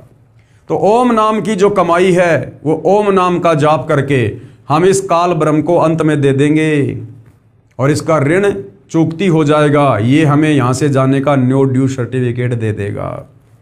उसके बाद में जो तत् है, ओम तत् सत में जो तत् है, ये अक्षर पुरुष जो ये परब्रह्म है जिसके सात्संग ब्रह्मांड है, ये इसकी भक्ति का जाप है। क्योंकि सतलोक जाते समय हम इसके सात्संग ब्रह्मांडों को पार करते हुए जाएंगे, तो ये उसका अपना टोल टैक्स लेगा। और उसके बाद में जो सत है, ओम तत् सत में जो सत है, ये जो सत शब्द है ये सांकेतिक है। इसका वास्तविक मंत्र सतगुरु रामपाल जी के पास है, वे उपदेशी को प्रदान करते हैं। तो जो सत शब्द है उसको सार नाम कहते हैं, और उस सत शब्द की साधना से फिर हमारा सतलोक में पूर्ण वास हो जाता है। तो इस प्रकार से सतगुरु रामपाल जी ने बताया कि सार नाम के मंत्र में यानी परम अक्षर ब्रह्म की साधना में ओम मंत्र साथ में क्यों जाप किया जाता है, क्योंकि जब तक हम इस काल के लोक में रहेंगे, भक्ति साधना करेंगे, तो ओम नाम का जाप करने से इसका कोई ऋण हमारे ऊपर नहीं चढ़ेगा और अंत समय में आसानी से ये हमें यहाँ से बाहर जाने का रास्ता दे देगा। इसलिए अकेले ब्रह्म के नाम ओम से पूर्ण मोक्ष प्राप्त नहीं हो सकता। ओम नाम का जाप ब्रह्म का है, इसकी साधना से ब्रह्म लोक प्राप्त होता है, जिसके विषय में गीता अध्याय 8 श्लोक 16 में कहा है कि ब्रह्म लोक में गए साधक भी पुनर्जन्म को प्राप्त होते हैं, अर्थात जन्म और मरण में है। पुनर्जन्म है तो पूर्ण मोक्ष नहीं हुआ। जो गीता अध्याय 15 श्लोक 4 में कहा है कि परमात्मा के उस परम पद की खोज करनी चाहिए जहां जाने के बाद साधक यानी भगत कभी लौटकर पुनर्जन्म में नहीं आता। वह पूर्ण मोक्ष पूर्ण गुरु से शास्त्र अनुकूल भक्ति प्राप्त करके ही संभव है, और वर्तमान में वो पूर्ण गुरु तत्वदर्शी संत धरती पर सतगुरु रामपाल जी हैं। इनके अलावा ये गीता अध्याय 17 श्लोक 23 में जो पूर्ण ब्रह्म परमेश्वर की भक्ति का मंत्र है ओम तत्सत, इसको देने का अधिकारी गुरु नहीं है। यदि आप मनमुखी होकर इन मंत्रों का जाप करोगे तो भी आप मोक्ष प्राप्त नहीं कर पाओगे। विश्व में वर्तमान में मेरे यानी सतगुरु रामपाल जी के अतिरिक्त किसी के पास नहीं है। जो ओम तत्सत का सुमरण करते हैं वे ब्रह्मलोक में ओम नाम का प्रतिफल ही प्राप्त करते हैं। जो व्यक्ति मनमुखी रूप से गीता अध्याय 17 श्लोक 23 को पढ़कर ओम तत्सत इस प्रकार का जाप करते हैं, वो पूर्ण मोक्ष प्राप्त नहीं कर पाते। वो ओम तत्सत में केवल ओम नाम की भक्ति का ही फायदा उठा पाएंगे, और ओम नाम से वो कहाँ जाएंगे? ब्रह्मलोक में। और ब्रह्मलोक में जाने के बाद साधक फिर लौटकर जन्म और मरण में। तो ओम तत् सत, ये तत् और सत ये सांकेतिक शब्द हैं। वास्तविक मंत्र इनके पीछे क्या हैं वो तत्वदर्शी संत ही बताएगा, यानी सतगुरु रामपाल जी ही बताते हैं। इसके सुमरण की जो कमाई है वो ब्रह्म को दे देते हैं, जिसके बदले में ये काल ब्रह्म साधक को पाप मुक्त कर देता है। अब जनता की अदालत में जनता अध्यात्म को लेकर रुचि दिखा रही है, क्योंकि कबीर जी के वकील सतगुरु रामपाल जी के द्वारा जनता की अदालत में दूसरी तरफ जो श्री कृष्ण और विष्णु जी के वकील सर्व हिंदू धर्मगुरु खड़े हुए हैं, उन सबके सामने गीता जी से ही प्रमाणित कर रहे हैं। तो जनता की रुचि अध्यात्म को लेकर बढ़ रही है और जनता आगे से आगे आत्म कल्याण की दृष्टि से प्रश्न कर रही है। तो अगला प्रश्न क्या है? प्रश्न नंबर 14, परमात्मा एक है या अनेक है, और किस प्रभु की भक्ति करें? कि अब हमें यह बताओ कि भगवान एक हैं, दो हैं, तीन हैं, चार हैं, क्योंकि गीता जी में तो बहुत सारे भगवान हो गए। गीता अध्याय 15 श्लोक 16 में 2 भगवान हैं, क्षर पुरुष और अक्षर पुरुष। फिर गीता अध्याय 15 श्लोक नंबर 17 में कहा कि इनसे भी उत्तम परमेश्वर तो कोई और ही है, जो तीनों लोकों में प्रवेश करके सबका धरण पोषण करता है, वही वास्तव में अविनाशी है। तो जनता कह रही है कि हमें ये क्लियर करके बताओ कि हमारे धर्मशास्त्रों में भगवान एक हैं या अनेक हैं, और हमने किस भगवान की पूजा करनी चाहिए जिससे हमें परम गति मिले, हमें परम शांति मिले, जन्म मरण हमारा खत्म हो। तो सतगुरु रामपाल जी क्या कह रहे हैं? उत्तर, कुल का मालिक एक है और उसी की भक्ति करो। संत गरीबदास जी ने कहा है, भजन करो उस रब का जो दाता है कुल सब का। यानी उस परमेश्वर का भजन करो जो पूरे संसार का मालिक है, जो कुल का मालिक है, सबका जनक है। संत गरीबदास जी के ग्रंथ से राग आश्वरी शब्द नंबर 66 में बताया है, भजन करो उस रब का जो दाता है कुल सब का। भजन करो उस रब का जो दाता है कुल सब का। बिना भजन भय मिटे न जम का। जम कौन? ये काल, ये ब्रह्म जो हमें यहाँ जन्म मरण में रखता है। कहते हैं उस पूर्ण परमेश्वर के भजन बिना, उसकी भक्ति बिना काल का भय समाप्त नहीं हो सकता। बिना भजन भय मिटे न यम का, समझ बूझ रे भाई। सतगुरु नाम दान जिन दीन्या, या संतों ठहराई। और सतगुरु ने जिनको नाम उपदेश दे दिया और जिन्होंने सतगुरु को समझकर परमेश्वर मानकर मर्यादा में रहकर भक्ति की, उनको फिर परमेश्वर ने सतलोक भेज दिया। कबीर नाम कर्ता का, उस परमेश्वर का क्या नाम है? कबीर। कबीर नाम कर्ता का, कल्प करे दिल देवा। सुमरण करे सुरत से लापे, पावे हरिपद सेवा। आसन बंद पवन पद परचे, नाभि नाम जगावे। त्रिकुटी कमल में पदम झलके, जासे ध्यान लगावे।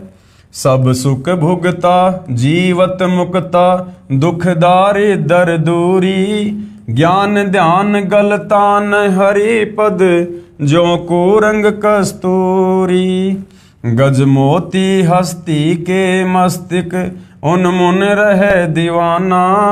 खाए न पीवे मंगल घूमे, आठ बकत गलताना। यानी उस कबीर परमेश्वर परम अक्षर ब्रह्म की भक्ति मिलने के बाद, उसके बाद में ये जीव आत्मा इतनी मगन हो जाती है, ये इतनी मुस्ताक हो जाती है कि फिर इसे उस परमेश्वर के अलावा, सतलोक के अलावा कुछ भी नहीं सूझता है। ऐसे तत्पद के अधिकारी, पलख अलख से जोरे। तन मन धन सब अर्पण कर ही, नेक न माथा मोरे। बिन ही रसना नाम चलत है, निर्वाणी से नेहा। गरीबदास भोडल में दीपक, छानी नहीं सनेहा। इसका सरलार्थ किया है पूज्य गुरुदेव भगवान ने। सरलार्थ, हे मानव, उस रब यानी परमेश्वर की भक्ति करो जो सबका दाता यानी धारण पोषण करने वाला है। भजन करो उस रब का जो दाता है कुल सबका, जो सबका मालिक है। हे भाई, विचार कर, संतों से ज्ञान समझ। भक्ति के बिना जम यानी काल का भय नहीं मिटेगा। संतों ने ये निष्कर्ष निकाला है कि सतगुरु दीक्षा में नामदान करे तो मोक्ष मिलता है। जिनको सतगुरु ने नामदान दिया है उनका मोक्ष हुआ है। उस कर्ता यानी सबकी उत्पत्ति करने वाले परमेश्वर का नाम सत कबीर है। वह दिल देवा यानी हृदय में निवास करने वाला परमेश्वर है, जिसके विषय में गीता अध्याय 18 श्लोक 61 में कहा है कि परमात्मा सब प्राणियों को उनके कर्मों के अनुसार भ्रमण करवाता है, कभी मनुष्य योनि में, कभी लक 84 योनियों में, जो सबके हृदय में निवास करता है। गीता अध्याय 18 श्लोक 62 में कहा है कि हे भारत, तू सर्व भाव से उस परमेश्वर की शरण में जा। उस परमात्मा की कृपा से ही तू परम शांति को तथा सनातन परम धाम को प्राप्त होगा। वह परमेश्वर अपने भगत से दिल से प्यार करता है, उसकी कल्पना करो। सतगुरु द्वारा दिए नाम का सुमरण सुरती यानी ध्यान पूर्वक करो, यानी संसार से ध्यान हटाकर, मगन होकर, लगन लगाकर तब उस परमात्मा के परम पद यानी सतलोक स्थान को प्राप्त करेगा। नाभि तथा त्रिकुटी आदि सब कमलों को खोलने वाले मंत्रों का जाप भी सतगुरु देता है। उनका जाप करके कमलों को खोलो, इससे इस संसार के सब सुख मिलेंगे और मार्ग भी मिलेगा आगे जाने का।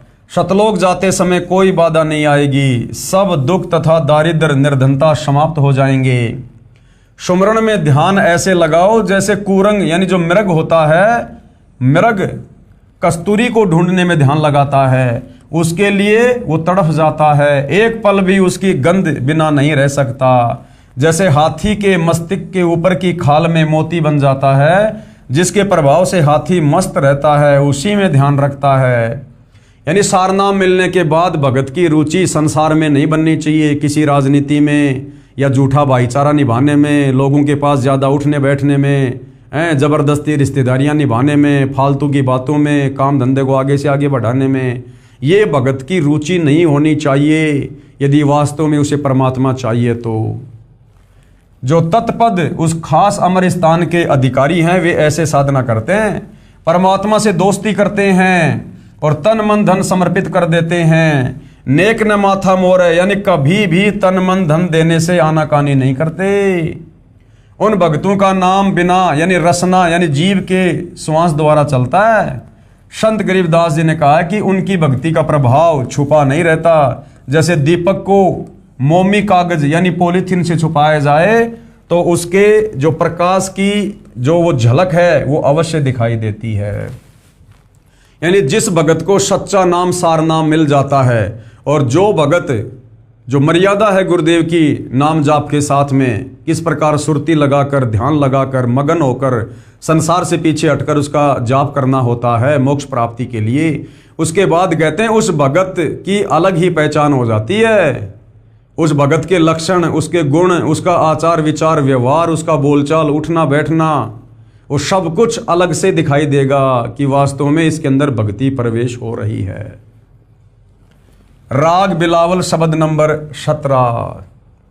तत् कहन को राम है दूजा नहीं देवा, ब्रह्मा विष्णु महेश से जाकी करते हैं सेवा। तत् कहन को राम है, वास्तव में परमात्मा कहने को तो कबीर भगवान है, जिसकी ब्रह्मा विष्णु महेश जैसे भी भक्ति साधना करते हैं। तत् कहन को राम है दूजा नहीं देवा, ब्रह्मा विष्णु महेश से जाकी करते हैं सेवा। जप तप तीर्थ थोतरे जाकी क्या आशा, कोटि यज्ञ पुण्य दान से जन्म कटे नहीं फाशा। ये जप तप तीर्थ थोतरे ये तो खोखले हैं, थोते हैं। कौन से जप तप? ये काल लोक तक की साधना के ये मनमुखी मंत्र जो हमारे धर्मगुरु दे रहे हैं, जो हमें कहते हैं कि बद्रीनाथ जाओ, जगन्नाथ जाओ, केदारनाथ जाओ, हरिद्वार जाओ, ये व्रत कर लो, तीर्थ कर लो। जो शास्त्र विरुद्ध साधना के अंतर्गत जप तीर्थ आते हैं वो सब बेकार हैं, व्यर्थ हैं। इनकी हमें कोई आशा नहीं करनी चाहिए कि हमें मुक्ति प्रदान कर देंगे। जप तप तीर्थ थोतरे जाकी क्या आशा, कोट यज्ञ पुण्य दान से जम कट नहीं फांसा। यहाँ देन वहाँ लेन है, यो मिटे न झगड़ा, वहाँ बिना पंथ की बाट है, पावे को दगड़ा। बिन इच्छा जो देत है, सो दान कहावे, फल बाचे नहीं तास का, अमरापुर जावे। यानी भगत यदि अपने गुरु को दान करता है तो निष्काम भाव से दान करना चाहिए। उस दान के प्रतिफल में यहाँ का कोई भी सुख नहीं मांगना चाहिए। वही साधक अमरापुर यानी सतलोक जाएगा। शकल दीप नौखंड के छतरी जिन जीते, सो तो पद में ना मिले विद्या गुण चीते। कोटि उनंचा पृथ्वी जिन दीनी दाना, परशुराम अवतार को कीनी कुर्बाना। कंचन मेर सुमेर रे आए सब माही, कामधेनु कल्प रक्ष रे सो दान कराही। सुर नर मुनि जन सेव ही सनकादिक ध्यावे, शेष सहस मुख रटत है जका पार ना पावे। ब्रह्मा विष्णु महेश रे देवा दरबारी, शंख कल्प युग हो गए जाकी खुले नहीं तारी। सर्व कला संपूर्ण रे सब पीरन का पीरा, अनंत लोक में गाज है जाका नाम कबीरा। परले शंख अशंख रे पल माही बिहानी, गरीबदास निज नाम की महिमा हम जानी। गुरुदेव भगवान क्या सरलार्थ कर रहे हैं? राम तो सबको कहते हैं, परंतु पूर्ण ब्रह्म तो एक ही है। यानी जनता की अदालत में जनता ने जो सवाल किया है कि ये भगवान कितने प्रकार के हैं, ये कितने प्रभु हैं और हमें किसकी भक्ति करनी चाहिए। राम तो सबको कहते हैं, परंतु पूर्ण ब्रह्म तो एक ही है, दूसरा कोई परमेश्वर नहीं है। ब्रह्मा विष्णु महेश जैसे भी उनकी पूजा करते हैं, परंतु साधना गलत है। तीर्थ व्रत व्यर्थ है, इनकी क्या आशा लगाकर साधना करते हैं। करोड़ यज्ञ व दान करने से काल ब्रह्म का फांसा, यानी जो ये कर्मों का बंधन है, ये समाप्त नहीं होगा। यहाँ पृथ्वी पर दान धर्म किया, यहाँ देन वहाँ लेन है। यहाँ पृथ्वी पर दान धर्म किया, स्वर्ग में सुख भोगा, यानी उस दान धर्म का प्रतिफल आपने स्वर्ग में ले लिया, और फिर वो पुण्य खत्म होते ही फिर उस पृथ्वी के ऊपर जन्म होगा। ये झगड़ा नहीं मिटता। बिना मनोकामना पूर्ति के जो निस्वार्थ दान करता है, वह वास्तव में दान है। उस दान के फल की इच्छा ना करें, नाम जाप करें, वह अमरापुर यानी अविनाशी नगर यानी सतलोक में जाता है। परशुराम ने पूरी पृथ्वी के क्षत्रिय मार डाले थे, परंतु परशुराम भी कालजाल में रह गया। पापों का अंबार लेकर संसार से गया। सत्य पुरुष के दरबार में ब्रह्मा विष्णु तथा महेश जैसे तो दरबारी यानी नौकर हैं। सत्य पुरुष सर्व कलाओं से परिपूर्ण है, सब पीरों का पीर है, जिसकी अनंत लोक में धाक है, उसका नाम कबीर है। संत गरीबदास जी ने कहा है कि नाम की सच्ची साधना करके जो सतलोक में चले गए, वे कभी प्रलय में नष्ट नहीं होते। शंखों असंखों प्रलय होती रही, उनके पल के समान भी नहीं है। निज नाम की महिमा ऐसी है जो हमने जानी है। कौन सा निज नाम? गीता अध्याय 17 श्लोक 23, ओम तत्सत, जो तत्वदर्शी संत से प्राप्त करके भक्ति करते हैं। राग बिलावल शब्द नंबर 21। अविगत राम कबीर है चकवे अविनाशी, ब्रह्मा विष्णु वजीर है शिव करत खवासी। इंद्र कोटि अनंत है जाके प्रतिहारा, वर्ण कुमेर धर्मराय ठाडे दरबारा। 33 कोटि देवता ऋषि 88, वैष्णव कोटि अनंत है गुण गावें राशि। 9 योगेश्वर नाद बरी सुर पूरे संखा, सनकादिक संगीत है अविचल गढ़बंका। शेष गणेश और सरस्वती और लक्ष्मी राजे, सावित्री गौरा रटे गण शंख बिराजे। अनंत कोटि मुनि साध हैं गण गंधर्व ज्ञानी, अर्प पिंड और प्राण कूंजा शंखों दानी। सावत सूर्य अनंत है कुछ गिनती नाही। ये सतलोक की महिमा हो रही है कि वहां पर कैसे कैसे आत्मा रहती हैं, कैसे कैसे ठाठ बाट हैं। जति सती और शीलवंत लीला गुण गाही, चंद्र सूर्य बिनती करे तारा गण गाडे। 5 तत्व हाजिर खड़े हुक्मे दर ठाडे, तीर्थ कोटि अनंत है और नदी विहंगा। 18 बार तो कूरटे जल पवन तरंगा, अष्टकुली पर्वत रटे धर अंबर ध्याना। महताब अग्नि तो कू जपे साहिब रहमाना, अर्श कुर्श पर सेज है तन तबक तिराजी। एक पलक में करत है सो राज बिराजी, अलख बिनानी कबीर को रंग खूब चवाया। एक पानी की बूंद से संसार बनाया, अनंत कोटि ब्रह्मांड को कछुआर ना पारा। 184 खान का तू सिरजनहारा, सूक्ष्म रूप स्वरूप है वो रंग बिनानी। गरीबदास के मुकुट में हाजिर परवानी।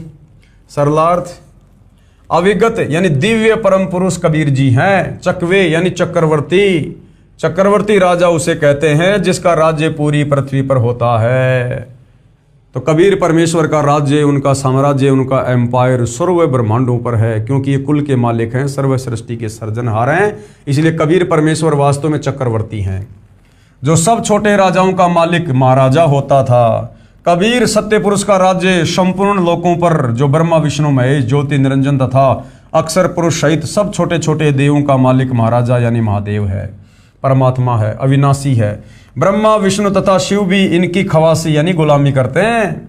इंद्र तथा 33 करोड़ देवता, 88,000 ऋषि, 9 योगेश्वर, शनकादिक चारों, शेषनाग, गणेश, सरस्वती, लक्ष्मी, सावित्री, पार्वती, शंखु गण सब उसी के आदेश से चलते हैं। सबके ऊपर कबीर परमेश्वर का राज है। कबीर जी ने जल की बूंद से मानव शरीर कितना सुंदर बना रखा है। असंख्यों ब्रह्मांडों को तथा 84 लाख प्रकार के जीवों को उत्पन्न करने वाले आप कबीर जी ही हैं, सबके सर्जनहार हैं। संत गरीबदास जी ने कहा है कि अनेकों रूपों में लीला करने वाला परमेश्वर मेरे लिए सिर पर विराजमान है, मेरे सिर पर विराजमान है, मेरे शीश पर विराजमान है।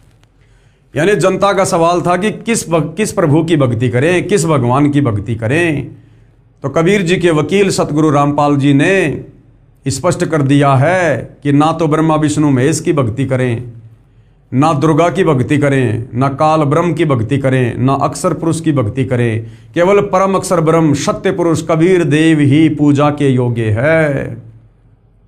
और तत्वदर्शी संत जो भक्ति साधना सत्य पुरुष कबीर की बताएगा, उसमें इन समस्त देवी देवताओं की, इन सब की भक्ति शामिल होगी। तो तत्वदर्शी संत के बताए अनुसार भक्ति साधना करने से जीवात्मा का पूर्ण मोक्ष होगा। अब मामला जनता की अदालत में है। आगे जनता ने अध्यात्म में रुचि रखते हुए और क्या कुछ कबीर जी के वकील सतगुरु रामपाल जी से पूछना चाहा है। प्रश्न नंबर 15, वह परमात्मा कौन है जो कुल का मालिक है, कहाँ प्रमाण है। हालांकि बहुत सारी बातें उस कुल मालिक के विषय में प्रमाणित कर दी गई हैं, लेकिन फिर भी भाइयों और बहनों, ये अज्ञानता का गहरा रंग सदियों से हम साधकों के ऊपर चढ़ा हुआ है। इसलिए बार बार उनकी जो शंकाएं हैं उनके बार बार ही जवाब देने पड़ेंगे। तो जनता पूछ रही है कि वो परमात्मा कौन है जो कुल का मालिक है, यानी सारी सृष्टि का मालिक है, इसका प्रमाण कहाँ है।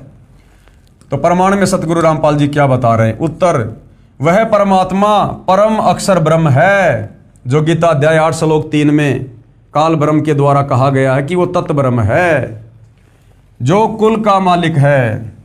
इसका प्रमाण देखिए, श्रीमद् भगवत गीता अध्याय 15 श्लोक 1 से 4 तथा 16-17 में है।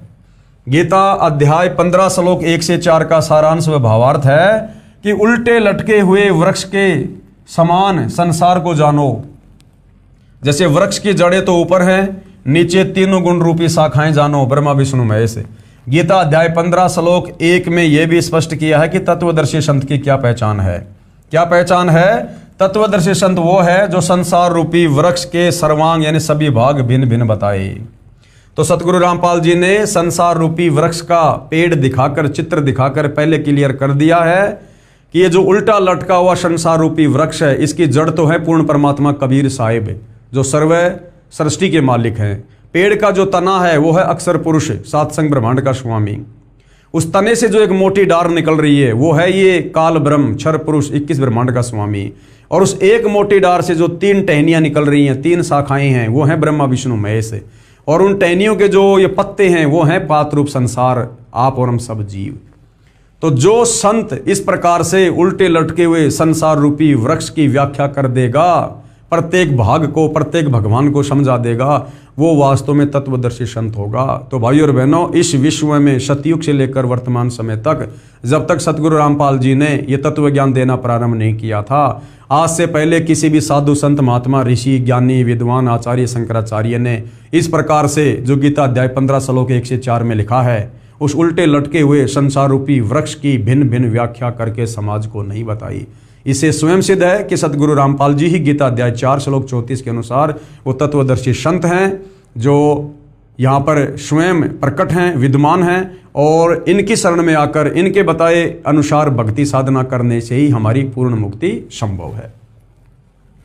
विशेष आगे क्या बताया जा रहा है, वेद मंत्रों की जो आगे फोटोकॉपियां लगाई हैं ये आर्य समाज के आचार्यों तथा महर्षि दयानंद द्वारा अनुवादित हैं, जो सार्वधिक आर्य प्रतिनिधि सभा दिल्ली द्वारा प्रकाशित है, जिनमें वर्णन है कि परमेश्वर स्वयं पृथ्वी पर सहशरीर प्रकट होकर कवियों की तरह आचरण करता हुआ सत्य आध्यात्मिक ज्ञान सुनाता है।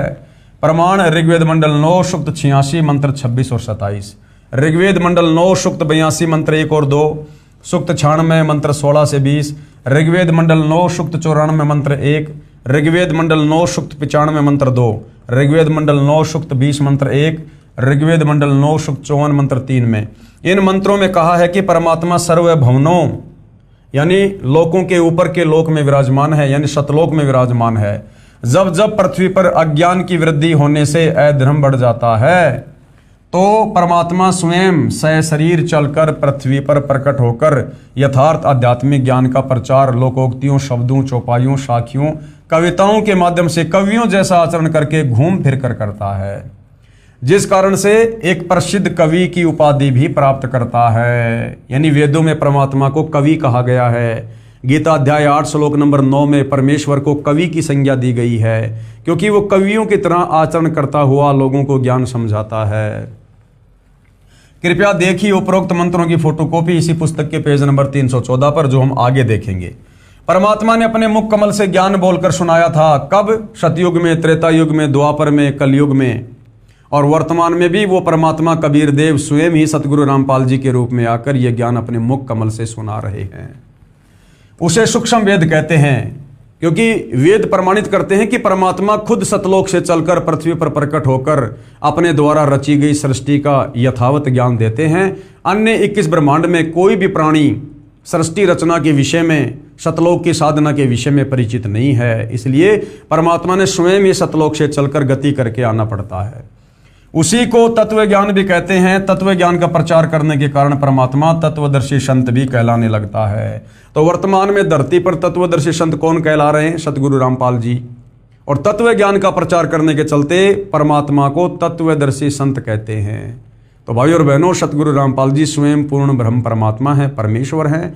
इस उलझे हुए, सदियों से उलझे हुए इस आध्यात्मिक ज्ञान को उस परमेश्वर के अलावा तत्वदर्शी संत की भूमिका करके दूसरा कोई सुलझा नहीं सकता है, क्योंकि 21 ब्रह्मांड में यह तत्व ज्ञान इस काल ब्रह्म को भी नहीं है, तो फिर काल के अधीन इन साधु संत महात्मा देवी देवताओं को कहाँ से हो जाएगा। इसलिए भाई और बहनों, इस काल के 21 ब्रह्मांड में परमात्मा सतलोक से चलकर स्वयं ही एक तत्वदर्शी संत की भूमिका करके इस ज्ञान का प्रचार करते हैं। तत्व ज्ञान का प्रचार करने के कारण परमात्मा तत्वदर्शी संत भी कहलाने लगता है। उस तत्वदर्शी संत रूप में प्रकट परमात्मा ने संसार रूपी वृक्ष के सर्वांग इस प्रकार बताए हैं। यानी 650 साल पहले जब कबीर परमेश्वर जी आए थे, उन्होंने अपनी साधारण भाषा में किस प्रकार से हमें यही सृष्टि रचना का ज्ञान समझाया था, जिसका ये प्रमाण समर्थन आज हमारे सर्व धर्म ग्रंथ भी कर रहे हैं। कबीर अक्सर पुरुष एक पेड़ है, यानी जो संसार रूपी उल्टा लटका हुआ वृक्ष है, उसका जो बाहर का जो तना है, जो बाहरी हिस्सा है, मोटा तना जिसको पेड़ कहते हैं, वो अक्सर पुरुष है, सातसंग ब्रह्मांड का स्वामी है। क्योंकि जड़ें तो गुप्त रहती हैं, जड़ें तो जमीन के अंदर रहती हैं, उनको तो खोद कर ही देखा जा सकता है। इसी प्रकार जो कबीर परमात्मा है वो गुप्त है, संसार रूपी वृक्ष की जड़ है, उसकी साधना यहाँ किसी के पास नहीं है, केवल तत्वदर्शी संत से उपदेश लेकर ही उसके दर्शन किए जा सकते हैं। तो संसार रूपी वृक्ष जो उल्टा लटका हुआ है, यानी संसार की रचना ये किस प्रकार से है? उल्टा लटका हुआ संसार रूपी वृक्ष है। ऊपर को जड़, यानी ऊपर को जड़ यानी ऊपर के चारों अजर अविनाशी लोक, सतलोक, अगमलोक, अलखलोक और अनामी लोक, ये है जड़ संसार रूपी पेड़ की। ये चारों जो ये लोक हैं ये अजरो अमर हैं, अविनाशी हैं, ये नष्ट नहीं होते। जिस प्रकार पेड़ की जो जड़ होती हैं वो स्थिर होती हैं, डगमग नहीं होती, वो पेड़ भले हिल जाए लेकिन जड़ें बिल्कुल स्थिर रहती हैं। इसी प्रकार ऊपर के चारों लोक स्थिर हैं, वो कभी भी प्रलय में नहीं आते हैं, वो कभी भी नष्ट नहीं आते, वो अविनाशी हैं। तो अक्सर पुरुष एक पेड़ है, जड़ से बाहर जो पेड़ है, मोटा जो तना है, वो फिर क्या है? यानी सतलोक से नीचे फिर सृष्टि में क्या है? अक्सर पुरुष के सातसंग ब्रह्मांड है, सतलोक से नीचे। तो अक्सर पुरुष एक वृक्ष है, और क्षर पुरुष वा की डार, ये जो क्षर पुरुष है, काल, ज्योति निरंजन, ये अक्षर पुरुष के नीचे इसके लोक हैं। यानी उस पेड़ के उस तने से जो एक और मोटी डार निकलती है वो है काल के 21 ब्रह्मांड, क्योंकि अक्षर पुरुष के लोक से नीचे फिर काल के 21 ब्रह्मांड हैं। और काल के 21 ब्रह्मांड से नीचे यानी उस पेड़ की जो टहनी है, टहनी के जो 3 शाखाएं होती हैं वो हैं ब्रह्मा विष्णु महेश। यानी काल से नीचे फिर ब्रह्मा विष्णु महेश हैं, और ब्रह्मा विष्णु महेश से नीचे जो पात रूप संसार है, जो पत्ते हैं उस पेड़ के, वो आप और हम संसार के सभी जीव हैं। तो इस प्रकार से ये संसार रूपी उल्टा लटका हुआ वृक्ष है, जिसकी व्याख्या कबीर परमेश्वर ने अपनी साधारण भाषा में आज से 650 साल पहले कबीर वाणी के माध्यम से की थी। अक्षर पुरुष एक पेड़ है, क्षर पुरुष वा की डार, और तीनों देवा शाखा है, पात रूप संसार। यानी सबसे ऊपर है कबीर भगवान, उससे नीचे है फिर अक्षर पुरुष के सात्संग ब्रह्मांड, उससे नीचे है काल के 21 ब्रह्मांड, उससे नीचे है ब्रह्मा विष्णु महेश के लोक, और फिर नीचे हम सभी प्राणी। इस प्रकार से ये संसार की रचना है। क्या बताया गया है? भावार्थ, वृक्ष का जो हिस्सा जो पृथ्वी से बाहर दिखाई देता है उसको कहते हैं तना। जैसे संसार रूपी वृक्ष का जो तना है वो तो अक्षर पुरुष है, और उस तने से मोटी डार निकलती है वो क्षर पुरुष जानो, यानी काल जानो, और डार के मानो 3 शाखाएं निकलती हों, उनको तीनों देवता रजगुण ब्रह्मा जी, सतगुण विष्णु जी तथा तमगुण शंकर जानो, तथा इन शाखाओं पर टहनियों व इन पत्तों को संसार जानो। इस प्रकार संसार रूपी वृक्ष के उपरोक्त भाग जो पृथ्वी से बाहर दिखाई देते हैं, मूल जड़ें जमीन के अंदर हैं, जिनसे वृक्ष के सर्वांगों का पोषण होता है। गीता अध्याय 15 श्लोक 16-17 में 3 पुरुष कहे हैं। यानी जनता ने जो सवाल किया था कि प्रभु कितने हैं, भगवान कितने हैं, और हमने किस भगवान की पूजा करनी चाहिए, तो कबीर जी के वकील सतगुरु रामपाल जी समझा रहे हैं कि गीता अध्याय 15 श्लोक 16 और 17 में 3 पुरुष यानी 3 भगवान कहे हैं। श्लोक 16 में 2 भगवान कहे हैं, 2 पुरुष हैं। एक तो क्षर पुरुष ये काल, दूसरा अक्षर पुरुष ये परब्रह्म जिसके सात्संग ब्रह्मांड है। दोनों की स्थिति ऊपर बता दी कि दोनों नाशवान हैं, इनके लोकों में रहने वाले जीव भी नाशवान हैं, इनके लोक भी नाशवान हैं। गीता अध्याय 15 श्लोक 16 में भी कहा है कि क्षर पुरुष तथा अक्षर पुरुष दोनों नाशवान हैं, यानी इनके जन्म और मृत्यु होती हैं। इनके अंतर्गत जितने भी प्राणी हैं वे भी नाशवान हैं, परंतु आत्मा तो किसी की भी नहीं मरती। गीता अध्याय 15 श्लोक 17 में कहा कि उत्तम पुरुष अर्थात पुरुषोत्तम तो क्षर पुरुष और अक्षर पुरुष से भिन्न है, लेकिन जो उत्तम पुरुष है, सर्वश्रेष्ठ परमात्मा है, गीता अध्याय 15 श्लोक 17 में फिर क्या कहा गया कि उत्तम पुरुष तु अन्य परमात्मा इति उदाहरते, यानी वास्तव में पुरुषोत्तम भगवानों का भगवान तो ये क्षर पुरुष और अक्षर पुरुष से भिन्न है, जो तीनों लोकों में प्रवेश करके सबका धारण पोषण करता है, वास्तव में अविनाशी है।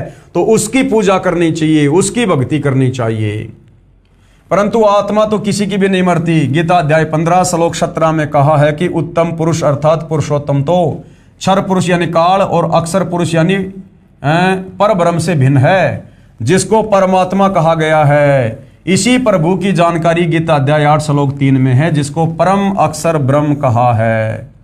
गीता अध्याय 15 श्लोक 17 में इसी का वर्णन है। यही प्रभु तीनों लोकों में प्रवेश करके सबका धारण पोषण करता है। यह वास्तव में अविनाशी परमेश्वर है। मूल यानी जड़ से ही वृक्ष की परवरिश होती है। तो संसार रूपी वृक्ष की जो जड़ है, जो मूल है, वो कबीर भगवान है, परम अक्षर ब्रह्म है। इसलिए सबका धारण पोषण करने वाला परम अक्षर ब्रह्म है, यानी वो कबीर भगवान है। जैसे पहले गीता अध्याय 15 श्लोक 1 से 4 में बताया है कि ऊपर को जड़ यानी मूल वाला और नीचे को शाखा वाला संसार रूपी वृक्ष है। जड़ से ही वृक्ष का धारण पोषण होता है, यानी जड़ से ही वृक्ष को खुराक मिलती है। इसी प्रकार कबीर भगवान से ही सर्व लोकों को, सर्व ब्रह्मांडों को, सातसंग ब्रह्मांडों को, 21 ब्रह्मांडों को, जितने भी प्राणी हैं सबको पोषण मिलता है, धारण पोषण होता है। इसलिए परम अक्षर ब्रह्म जो संसार रूपी वृक्ष की जड़ यानी मूल है, यही सर्व पुरुषों यानी सभी भगवानों का पालनहार, इनका विस्तार रचना करने वाला सर्जनहार है। यही कुल का मालिक है। यह वही है जो काशी शहर भारत में जुलाहा था, कबीर नाम से जाना जाता है। और ये वही है, ये वही कबीर है, वही जुलाहा है जो वर्तमान कलयुग की पिछली पीढ़ी में, इस भक्ति युग में 8 सितंबर 1951 से गांव धनाना, जिला सोनीपत, हरियाणा में प्रकट होकर सन 1994 से अपने तत्व ज्ञान का प्रचार प्रसार कर रहे हैं, अर्थात सतगुरु रामपाल जी। ये वही कुल के मालिक हैं, संसार रूपी वृक्ष की जड़ हैं, मूल है, सबका धारण पोषण करने वाले, गीता अध्याय 15 श्लोक 17 वाले पुरुषोत्तम हैं। तो वर्तमान में सतगुरु रामपाल जी जो तत्वदर्शी संत की भूमिका कर रहे हैं, इन्हीं की शरण ग्रहण करके हम जन्म और मरण से छुटकारा प्राप्त कर सकते हैं। यही प्रभु, यही भगवान, यही परमेश्वर, जिसे गीता अध्याय 4 श्लोक 34 में तत्वदर्शी संत की उपमा दी गई है, इन्हीं की भक्ति करने से, इन्हीं के अनुसार भक्ति करने से, इन्हीं के द्वारा बताई गई मर्यादाओं में रहकर भक्ति करने से हमारा जन्म मरण खत्म होगा, अन्यथा नहीं। आगे जनता की अदालत में जनता ने और सवाल किया, प्रश्न नंबर 16, क्या रजगुण ब्रह्मा, सतगुण विष्णु तथा तम गुण शंकर यानी शिव जी की पूजा भक्ति करनी चाहिए? अब जनता को धीरे धीरे यह भी समझ में आ गया कि गीता अध्याय 7 श्लोक नंबर 12 से 15 में जो 3 गुण हैं, रज, सत और तम, जिनकी भक्ति करने के लिए इस काल ब्रह्म ने मना किया है, और रज, तम और सत, इनकी भक्ति करने वालों को गीता ज्ञानदाता ने 4 गालियां दी है कि राक्षस स्वभाव को धारण किए हुए मनुष्यों में नीच, दूषित कर्म करने वाले मूर्ख मुझको भी नहीं बसते। तो अब जनता को यह तो समझ में आ गया कि वो रज, सत और तम क्या है। ये मार्कंडेय पुराण से सतगुरु रामपाल जी ने क्लियर कर दिया था कि रजगुण ब्रह्मा जी हैं, सतगुण विष्णु जी हैं और तम गुण शंकर जी हैं। यही तीनों गुण हैं और यही तीनों देवता हैं। तो जनता की अदालत में जनता को समझ में आ गया, इसलिए जनता खुद ही इन भगवानों के नाम के साथ में इन गुणों को यूज कर रही है। और क्या सवाल किया है, क्या रजगुण ब्रह्मा, सतगुण विष्णु तथा तम गुण शंकर यानी शिव की पूजा भक्ति करनी चाहिए? तो कबीर जी के वकील सतगुरु रामपाल जी कह रहे हैं बिल्कुल नहीं करनी चाहिए, भूल के भी नहीं करनी चाहिए। तो फिर जनता ने सवाल किया, प्रश्न 17, कहां प्रमाण है कि रजगुण ब्रह्मा, सतगुण विष्णु तथा तम गुण शंकर की पूजा भक्ति नहीं करनी चाहिए? तो वो गीता अध्याय 7 श्लोक नंबर 12 से 15 और 20 से 23, जिसमें काल ब्रह्म ने बिल्कुल क्लियर कर रखा है कि ब्रह्मा विष्णु महेश की भक्ति नहीं करनी चाहिए। उत्तर, श्रीमद् भगवत गीता अध्याय 7 श्लोक 12 से 15, 20 से 23 तथा गीता अध्याय 9 श्लोक 23-24, गीता अध्याय 7 श्लोक 12 से 15 में प्रमाण है कि जो व्यक्ति यानी जो भगत रजगुण ब्रह्मा, सतगुण विष्णु तथा तम गुण शिव की भक्ति करते हैं, वे राक्षस स्वभाव को धारण किए हुए मनुष्यों में नीच, दूषित कर्म करने वाले मूर्ख मुझे भी नहीं बसते। यह प्रमाण गीता अध्याय 7 श्लोक 12 से 15 में है। फिर गीता अध्याय 7 के श्लोक 20 और 23 तथा गीता अध्याय 9 श्लोक 23-24 में यही कहा है, और क्षर पुरुष, अक्षर पुरुष तथा परम अक्षर पुरुष, जिनका गीता अध्याय 15 श्लोक 16-17 में जिक्र है इन तीनों भगवानों का, और क्षर पुरुष, अक्षर पुरुष तथा परम अक्षर पुरुष गीता अध्याय 15 श्लोक 16-17 में जिनका वर्णन है, इनको छोड़कर श्री ब्रह्मा, श्री विष्णु तथा श्री शिव जी अन्य देवताओं में गिने जाते हैं। इन दोनों अध्यायों गीता अध्याय 7 तथा अध्याय 9 में ऊपर लिखे श्लोकों में गीता ज्ञानदाता ने कहा है कि जो साधक जिस भी मकसद को लेकर अन्य देवताओं को भजते हैं, यानी ब्रह्मा विष्णु महेश को भजते हैं, ब्रह्मा विष्णु महेश की पूजा करते हैं, वे भगवान समझकर भजते हैं, अज्ञानता में ब्रह्मा विष्णु महेश को भगवान मानकर भजते हैं, उन देवताओं को मैंने कुछ शक्ति प्रदान कर रखी है। कौन कहता है? ये काल ब्रह्म कह रहा है। और देवताओं के भजने वालों को मेरे द्वारा किए विधान के अनुसार कुछ लाभ मिलता है। यानी ब्रह्मा विष्णु महेश भी यदि उन भक्तों को थोड़ा बहुत कुछ लाभ देते हैं तो काल कह रहा है कि वो भी मेरे द्वारा विधान बनाया गया है। इससे अच्छा यदि वो सीधे मुझ ब्रह्म की भक्ति कर लें तो मैं ब्रह्मा विष्णु महेश से ज्यादा लाभ दे सकता हूं। परंतु उन देवताओं की पूजा करने वाले अल्प बुद्धि वालों का वह फल नाशवान है। यानी मंद बुद्धि कहा है ब्रह्मा विष्णु महेश की भक्ति करने वालों को। देवताओं को पूजने वाले देवताओं के लोक में जाते हैं, यानी ब्रह्मा विष्णु महेश की पूजा करने वाले ब्रह्मा विष्णु महेश के लोक में चले जाएंगे, वहां उनके नौकर बन जाएंगे, उनके गण बन जाएंगे, अपना पुण्य भोग कर फिर वापस जन्म मरण में आएंगे। और मेरे पुजारी मुझे प्राप्त होते हैं, यानी मुझ काल ब्रह्म की भक्ति करने वाले मेरे ब्रह्मलोक में आ जाते हैं। तीनों देवताओं की यानी ब्रह्मा विष्णु महेश की पूजा करने वाले कैसे कर्म करते हैं, प्रमाण के लिए पेश है कुछ उदाहरण। यानी गीता ज्ञानदाता काल ब्रह्म ने ब्रह्मा विष्णु महेश की साधना करने वालों को 4 गालियां क्यों दी हैं, इस बात का उदाहरण दिया जा रहा है कि ब्रह्मा विष्णु महेश की भक्ति करने वालों को कभी भी सद्बुद्धि नहीं आ सकती, कभी भी वो पाप कर्म करने से पीछे नहीं हट सकते, वो कभी भी कोई भी निष्ठापूर्ण कार्य काल प्रेरणा से कर सकते हैं, उनकी कोई मर्यादा कोई स्टैंड नहीं होता है। विचार करें, क्या बता रहे हैं गुरुदेव, विचार करें। रावण ने भगवान शिव जी को मृत्युंजय अजरो अमर सर्वेश्वर मानकर भक्ति की। जिन ब्रह्मा विष्णु महेश की भक्ति करने के लिए गीता जी मना कर रही है, रावण ने शंकर जी को यानी तमोगुणी शंकर को भगवान मानकर, सर्वेश्वर महेश्वर अजरो अमर मानकर, जो लोग कहते हैं कि रावण बहुत बड़ा पंडित था, ज्ञानी था, 4 वेदों का ज्ञाता था, तो ये देख लो रावण को कितना ज्ञान था। अगर रावण को वेदों का ज्ञान होता तो रावण कभी भी शंकर जी को अजरो अमर मृत्युंजय मानकर भक्ति नहीं करता। वो गीता अध्याय 4 श्लोक 34 में वर्णित तत्वदर्शी संत की खोज करके, फिर गीता अध्याय 17 श्लोक 23 में वर्णित पूर्ण ब्रह्म परमेश्वर का 3 मंत्र का जाप करता। लेकिन शंकर की भक्ति करने के चलते, जो शंकर नाशवान है, जिस शंकर की भक्ति करने के लिए गीता ज्ञानदाता गीता अध्याय 7 श्लोक 12 से 15 में मना कर रहा है, रावण ने उसकी भक्ति की और उसकी भक्ति करने के चलते अंत में रावण की दुर्गति हुई और कुत्ते वाली मौत हुई। विचार करें, रावण ने भगवान शिव जी को मृत्युंजय अजरो अमर सर्वेश्वर मानकर भक्ति की, 10 बार सिर काटकर समर्पित कर दिया, जिसके बदले में युद्ध के समय 10 शीश रावण को प्राप्त हुए। यानी ये तीनों देवता जैसा जीव का ये कर्म होता है, ये उतना ही उसको वापस दे देते हैं, अपनी तरफ से 1 टका भी नहीं दे सकते, 1% भी।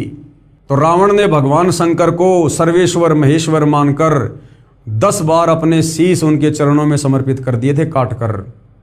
और जब युद्ध का समय आया तो भगवान शंकर ने रावण को 10 शीश वापस दे दिए, लेकिन मुक्ति नहीं दे पाया, सद्बुद्धि नहीं दे पाया।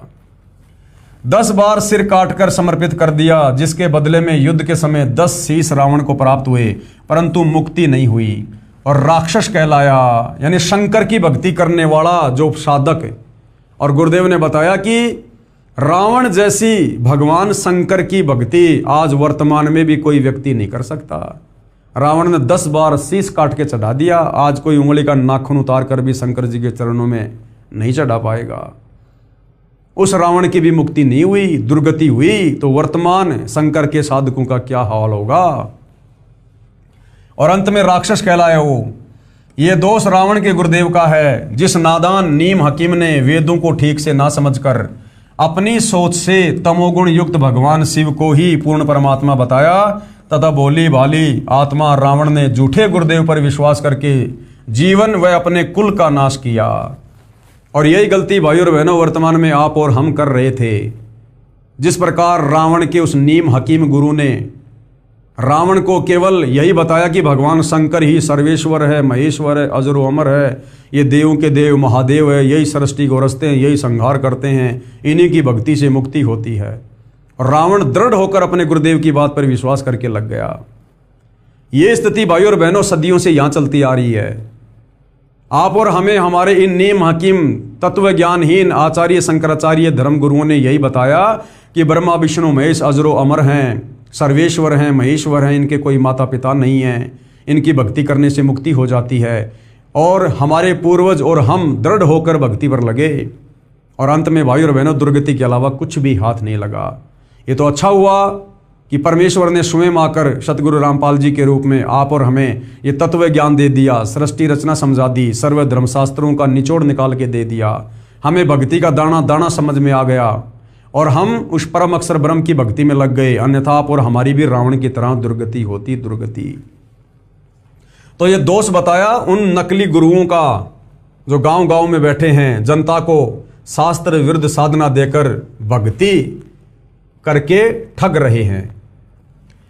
दूसरा उदाहरण दिया एक भस्मागिरी नाम का साधक था, एक भस्मागिरी नाम का साधक था, जिसने शिवजी यानी तमोगुण शंकर को ही इष्ट मानकर शीर्षासन, ऊपर को पैर नीचे को शीश करके 12 वर्ष तक साधना की, भगवान शिव को वचनबद्ध करके और भस्म कंडा ले लिया। भस्मागिरी नाम का भगत और भगवान शंकर के घर के आगे शीर्षासन करके, नीचे को सिर ऊपर को पैर करके 12 साल तक भक्ति साधना कर रहा है। अब विचार करो भाई और बहनों, अगर भगवान शंकर को वेदों का ज्ञान होता, गीता का ज्ञान होता, शास्त्र अनुकूल सत भक्ति का ज्ञान होता, पूर्ण परमात्मा का ज्ञान होता, तो क्या भगवान शंकर अपने साधक को ये बात नहीं बताता कि भाई तू क्या कर रहा है?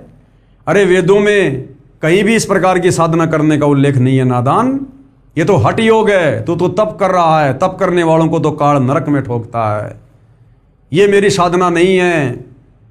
अगर शंकर जी को ज्ञान होता तो अपने भगत को सही साधना बताता, लेकिन शंकर जी 12 साल से देख रहे हैं और प्रसन्न हो रहे हैं कि देखो मेरे लिए लोग कितनी कठिन साधना कर रहे हैं। तो शंकर जी को भी तत्व ज्ञान नहीं, शंकर जी को भी सत्य साधना का ज्ञान नहीं।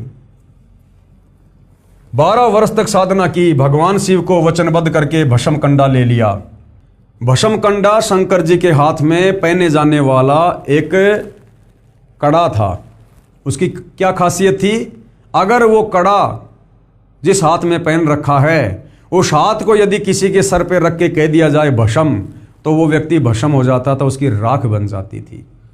तो भस्मागिरी के मन में क्या दोष था कि ये भस्म कंडा में तपस्या करके शंकर को वचनबद्ध करके प्राप्त कर लूं और उसके बाद शंकर को ही मारूंगा, उसकी राख बना दूंगा और उसकी पत्नी पार्वती को अपनी पत्नी बनाऊंगा। यानी शंकर की भक्ति करने वाले के मन में इतना भयंकर दोष। इसलिए गीता अध्याय 7 श्लोक 12 से 15 में कहा कि ब्रह्मा विष्णु महेश की पूजा करने वाले, राक्षस स्वभाव को धारण किए हुए मनुष्यों में नीच दूषित कर्म करने वाले मूर्ख होते हैं। अब वो राक्षस कहलाया फिर आगे चल के, क्योंकि उसने वही कर्म किया। अपने इष्ट को मारने चला भस्म कंडा प्राप्त करके, और अपने इष्ट की जो पत्नी थी, जो उसकी माता के समान थी, उसको अपनी पत्नी बनाने चला। तो इससे बढ़कर वो राक्षस स्वभाव को धारण किए हुए मनुष्यों में नीच व्यक्ति कौन होंगे? भगवान शिव जी को ही मारने लगा। उद्देश्य यह था कि भस्म कंडा प्राप्त करके भगवान शिव जी को मारकर पार्वती जी को पत्नी बनाऊंगा। भगवान श्री शिव जी डर के मारे भाग गए। फिर श्री विष्णु जी ने उस भस्मासुर को गंडस्त नाच नचाकर उसी भस्म कंडे से भस्म किया। अब भाई ब्रह्मा विष्णु महेश तो तीनों एक ही कैटेगरी के हैं, इनमें तो बराबर की शक्ति है। जब शंकर जी उसके आगे होके भग लिए तो विष्णु जी कहां से बचाव कर देंगे? तो विष्णु रूप में खुद कबीर परमात्मा जी ने और पार्वती जी का रूप बनाकर और उस भस्मागिरी को गंडस्त नाच नचाकर उसको भस्म करके फिर शंकर जी को शांत किया। यानी जब ये तीनों देवता भी दुखी होते हैं, परेशान होते हैं, तो ये भी आत्मा से परमात्मा को याद करते हैं, और वही परमात्मा परम अक्षर ब्रह्म कबीर देव उन आत्माओं की उनके संस्कारों के अनुसार मदद करता है। फिर श्री विष्णु जी ने उस भस्मासुर को गंडस्त नाच नचाकर उसी भस्म कंडे से भस्म किया।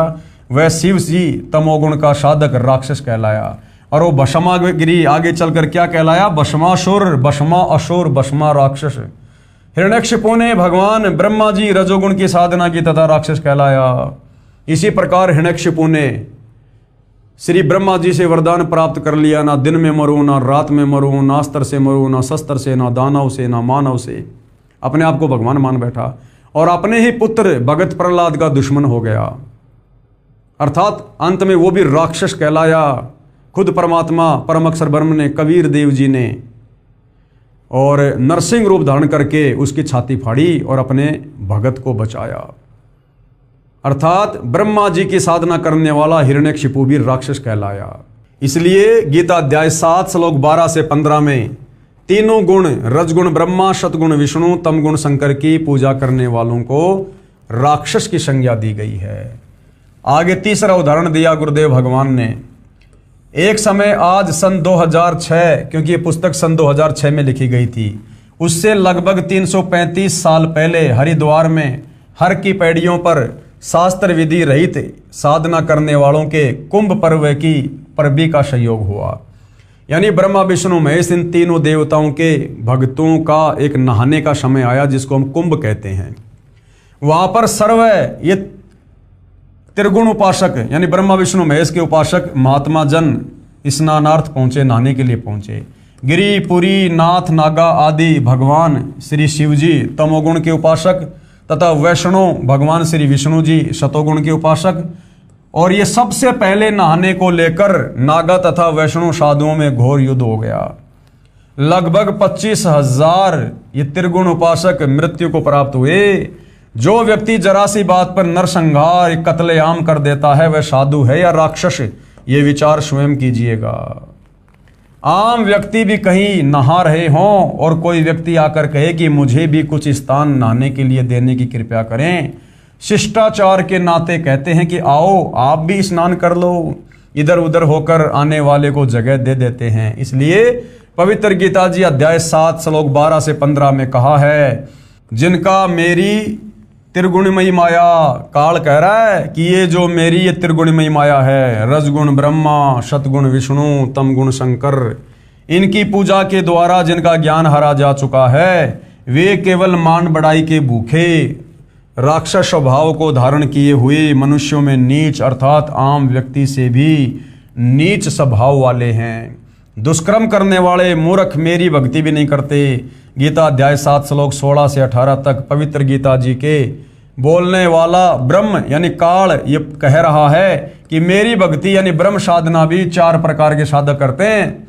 एक तो अर्थार्थी जो धन लाभ चाहने वाले हैं, जो वेद मंत्रों से ही जंत्र मंत्र हवन आदि करते रहते हैं। दूसरे आर्त कौन होता है, जो संकट निवारण के लिए वेदों के मंत्रों का जंत्र मंत्र हवन आदि करते रहते हैं।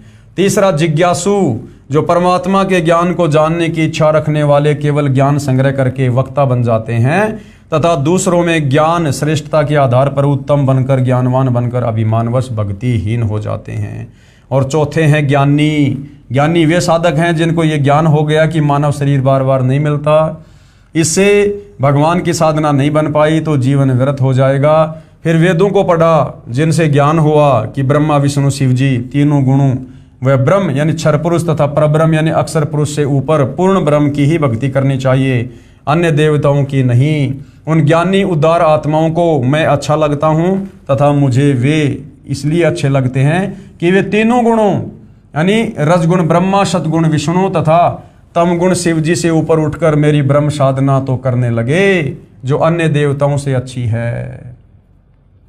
परंतु वेदों में ओम नाम जो केवल ब्रह्म की साधना का मंत्र है, उसी को वेद पढ़ने वाले विद्वानों ने अपने आप ही विचार विमर्श करके पूर्ण ब्रह्म का मंत्र जानकर वर्षों तक साधना करते रहे, परंतु प्राप्ति नहीं हुई। क्योंकि ओम मंत्र से काल की भी प्राप्ति नहीं होती है, केवल काल के ब्रह्म लोक में जाया जाता है।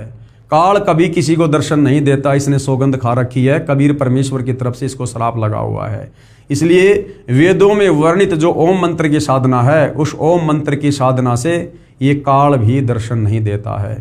और वो नादान ज्ञानी भक्तों ने ये सोचा कि ये जो ओम मंत्र है ये पूर्ण ब्रह्म का है, परम अक्षर ब्रह्म का है, इसलिए बेचारे तन मन धन से भक्ति में लग गए।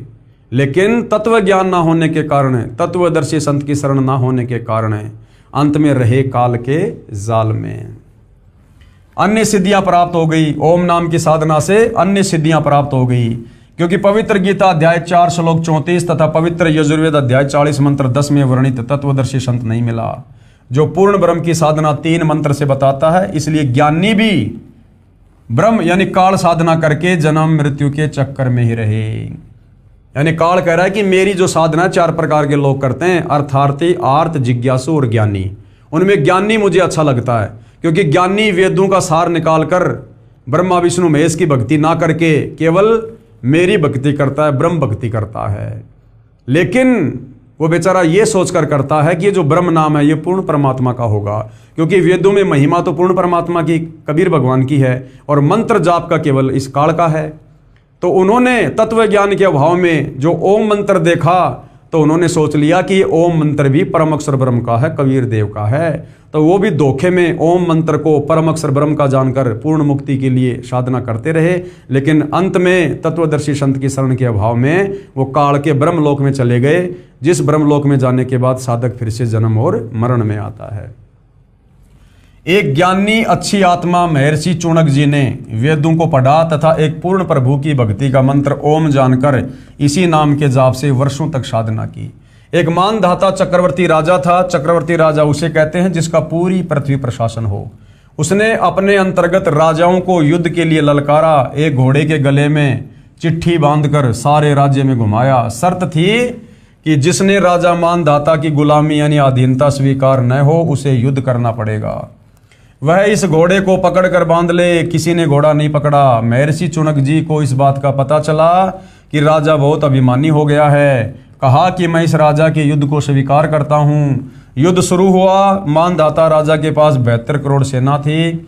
उसके 4 भाग करके एक भाग 18 करोड़ सेना से महर्षि चुनक पर आक्रमण कर दिया।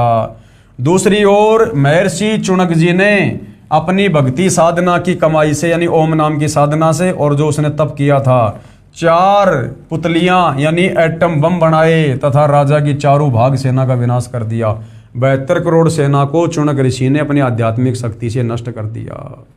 ये काल ऐसे ठगता है, ऐसे सद्बुद्धि नहीं आती है। अपनी पूरी भक्ति कमाई को नष्ट कर दिया। विशेष श्री ब्रह्मा जी, श्री विष्णु जी, श्री शिव जी तथा ब्रह्म व परब्रह्म की भक्ति से पाप तथा पुण्य दोनों का फल भोगना पड़ता है। पुण्य स्वर्ग में तथा पाप नरक में व 84 लाख प्राणियों के शरीर में नाना यातनाएं भोगनी पड़ती हैं। जैसे ज्ञानी आत्मा श्री चुनक जी ने जो ओम नाम के जाप की कमाई की उससे कुछ तो सिद्धि शक्ति 4 पुतलियां बनाकर उनमें समाप्त कर दिया जिससे महर्षि कहलाया। कुछ साधना फल को महास्वर्ग में भोगकर फिर नरक में जाएगा तथा फिर 84 लाख प्राणियों के शरीर धारण करके कष्ट पर कष्ट सहेगा। जो 72 करोड़ प्राणियों सैनिकों को संहार यानी अपनी वचन से मारा था उनका भोग भी भोगना होगा। चाहे कोई हथियार से हत्या कर दे चाहे वचन रूपी तलवार से, दोनों को समान दंड प्रभु देता है। जब उस महर्षि चुनक जी का जीव कुत्ते के शरीर में होगा, उसके सिर में जख्म होगा, उसमें कीड़े बनकर उन सैनिकों के जीव अपना प्रतिशोध लेंगे। कभी टांग टूटेगी, कभी पिछले पैरों से अर्धंग होकर केवल अगले पैरों से घिसड़ कर चलेगा तथा गर्मी सर्दी का कष्ट असहनीय पीड़ा नाना प्रकार से भोगनी ही पड़ेगी। इसलिए पवित्र गीता जी बोलने वाला ब्रह्म यानी काल गीता अध्याय 7 श्लोक 18 में स्वयं कह रहा है कि ये सर्वज्ञानी आत्माएं है तो उदार यानी अच्छी, परंतु पूर्ण परमात्मा की 3 मंत्र की वास्तविक साधना बताने वाला तत्वदर्शी संत ना मिलने के कारण ये सब मेरी ही अनुतमाम यानी अति अश्रेष्ठ मुक्ति गति की आस में ही आश्रित रहे। अर्थात मेरी साधना भी अश्रेष्ठ है। काल कह रहा है मेरी साधना भी अश्रेष्ठ है, क्योंकि काल की साधना की उत्तम उपलब्धि है ब्रह्मलोक, और ब्रह्मलोक में गया हुआ प्राणी भी नीचे जन्म मरण में। जैसे ये चुनक ऋषि ओम नाम की साधना की, ब्रह्मलोक में चला गया, उसके बाद अपने कर्म भोगने के लिए वापस नीचे आएगा, 84 लाख योनियों में जाएगा। इसलिए काल ने गीता अध्याय 7 श्लोक 18 में अपनी ओम नाम की साधना को भी अश्रेष्ठ यानी घटिया कहा है। इसलिए पवित्र गीता जी अध्याय 18 श्लोक 62 में कहा कि हे अर्जुन, तू सर्व भाव से उस परमात्मा की शरण में चला जा जिसकी कृपया से ही तू परम शांति तथा सनातन परम धाम सतलोक को प्राप्त होगा। इसलिए खुद गीता ज्ञानदाता काल ब्रह्म गीता अध्याय 18 श्लोक 62 में अर्जुन को सलाह दे रहा कि अर्जुन देख ले, मेरी भक्ति करनी है ओम नाम की, या इससे नीचे ब्रह्मा विष्णु महेश की करनी है तो देख ले भाई यहाँ पर क्या क्या कष्ट भोगने पड़ेंगे। जन्म और मरण से पीछा नहीं छूटेगा, लक 84 योनि में जाना ही पड़ेगा, गधा कुत्ता सुअर बनना ही पड़ेगा, कर्म भोगना ही पड़ेगा। और यदि तुझे परम शांति चाहिए, जन्म मरण से छुटकारा चाहिए, तो गीता अध्याय 18 श्लोक 62 के अनुसार अर्जुन को उस परम अक्षर ब्रह्म की शरण में जाने की सलाह दे रहा है कि तू सर्व भाव से उस परमेश्वर की शरण में जा, जहां जाने के बाद साधक लौटकर फिर संसार में वापस नहीं आता। पवित्र गीता जी को श्री कृष्ण जी के शरीर में प्रेतवत प्रवेश करके ब्रह्म यानी काल ने बोला। फिर कई वर्षों उपरांत पवित्र गीता जी तथा पवित्र चारों वेदों को महर्षि व्यास जी के शरीर में प्रेतवत प्रवेश करके स्वयं ब्रह्म यानी क्षर पुरुष द्वारा लिपिबद्ध भी स्वयं ही किया गया। इसमें परमात्मा कैसा है, कैसी उसकी भक्ति करनी है तथा क्या उपलब्धि होगी। ज्ञान तो पूर्ण है, परंतु पूजा की विधि केवल ब्रह्म यानी क्षर पुरुष अर्थात ज्योति निरंजन काल तक की है। चारों वेदों का सार ही पवित्र गीता जी है, यानी जो ज्ञान भक्ति और भगवान को लेकर चारों वेदों में है वो संक्षेप में शॉर्ट में गीता जी में है। तो चारों वेद कहो चाहे गीता जी कहो, इनमें ज्ञान तो पूर्ण ब्रह्म परमेश्वर का है, परंतु भक्ति का जो मंत्र है वो केवल काल तक का है, ब्रह्म तक का है। जिस कारण से तत्वदर्शी संत के अभाव में हर एक भगत आत्मा जी जान लगाकर भी काल की ब्रह्म की साधना करके और इसकी घटिया अनुत्तम गति का शिकार होती आई है। यानी उन्होंने सोचा कि ये वही महिमा तो पूर्ण परमात्मा की लिखी है, परम शांति प्राप्त होगी, परम गति प्राप्त होगी, वहां जाने के बाद साधक फिर लौटकर संसार में नहीं आएगा। फिर इन्होंने देखा कि उसका मंत्र क्या है। अब मंत्र भैया वो परम शांति वाला है नहीं, वो तो संकेतों में है, सीधा सीधा इस काल का मंत्र है ओम। तो उन अच्छी आत्माओं ने उस ओम मंत्र को ही कबीर भगवान का मंत्र जानकर पूर्ण मुक्ति के लिए जाप करना शुरू कर दिया। और अंत में क्या हुआ, धोखा हो गया, क्योंकि काल धोखा देता है। अंत में वो ब्रह्मलोक में चले गए बेचारे ओम नाम की साधना के चलते, और ब्रह्मलोक में जाने के बाद अपना वो पुण्य भोग कर ओम नाम की कमाई खर्च करके फिर वापस जन्म मरण में नरक में लग 84 में। तो कहने का मतलब भाई और बहनों, आज आप और हमें मौका मिला है इस ब्रह्म साधना के साथ साथ गीता अध्याय 17 श्लोक 23 में जो ओम तत्सत है, पूर्ण ब्रह्म परमेश्वर कबीर जी की साधना का मंत्र, वो हमें जगत गुरु तत्वदर्शी सतगुरु रामपाल जी जो कि तत्वदर्शी संत हैं, इन्होंने हमें दे दिया है। दे दिया मतलब जो भक्ति पर लगे हैं उनको प्राप्त हो जाएगा, और जिनको प्राप्त हो गया वो अपनी भक्ति कर रहे हैं। और अगर उनकी मर्यादाओं में रहकर आजीवन भक्ति की गई तो केवल उन्हीं आत्माओं का गीता अध्याय 18 श्लोक 62 के अनुसार जो है पूर्ण मोक्ष होगा, उन्हीं की पूर्ण मुक्ति होगी कि तू सर्वभाव से उस परमेश्वर की शरण में चला जा, जहाँ जाने के बाद यानी शतलोक जाने के बाद साधक यानी भगत फिर लौटकर संसार में यानी काल के 21 ब्रह्मांड में वापस जन्म मरण में नहीं आता। पूर्ण ब्रह्म की भक्ति के लिए पवित्र गीता अध्याय 4 श्लोक 34 में पवित्र गीता बोलने वाला ब्रह्म स्वयं कह रहा है कि पूर्ण परमात्मा की भक्ति व प्राप्ति के लिए किसी तत्वदर्शी संत को ढूंढ ले, फिर जैसे वह विधि बताए वैसे कर। पवित्र गीता जी को बोलने वाला प्रभु कह रहा है कि पूर्ण परमात्मा का पूर्ण ज्ञान व भक्ति विधि मैं नहीं जानता, ये काल भी नहीं जानता। अपनी साधना के बारे में गीता अध्याय 8 के श्लोक 13 में कहा है कि मेरी भक्ति का तो केवल एक ओम अक्षर है, जिसका उच्चारण करके अंतिम श्वास तजन देहम तक जाप करने से मेरी वाली परम गति को प्राप्त होगा, यानी ब्रह्म लोक जाएगा। फिर गीता अध्याय 7 श्लोक 18 में कहा कि जिन प्रभु चाहने वाली आत्माओं को तत्वदर्शी संत नहीं मिला तो पूर्ण ब्रह्म की साधना जानता हो, इसलिए वे उदार आत्माएं मेरे वाली यानी अनुत्तम घटिया अश्रेष्ठ यानी मुझ काल की घटिया अति अनुत्तम परम गति में ही आश्रित है। पवित्र गीता जी बोलने वाला प्रभु यानी काल स्वयं कह रहा है कि मेरी साधना से होने वाली गति अर्थात मुक्ति भी अश्रेष्ठ है। गीता अध्याय 16 श्लोक 23-24 में कहा है कि शास्त्र विधि को त्याग कर जो साधक मनमाना आचरण करते हैं, यानी जो साधना तत्वदर्शी संत से लेकर करनी चाहिए वो ना करके अपनी तरफ से कोई उसका मनमुखी मतलब निकाल कर मनमुखी कोई मंत्र जाप करके अगर कोई भक्ति साधना करता है तो गीता अध्याय 16 श्लोक 23 के अनुसार वो शास्त्र विधि को त्याग कर मनमाने आचरण में आती है, जिसको करने से कोई गति नहीं, कोई मुक्ति नहीं, कोई सुख नहीं। अर्थात जिन देवताओं पितरों यक्षों भैरव भूतों की भक्ति करते हैं, यानी जो श्राद्ध वगैरह निकालते हैं, जो समाधि पूजते हैं, वो भैरव भूतों की भक्ति है।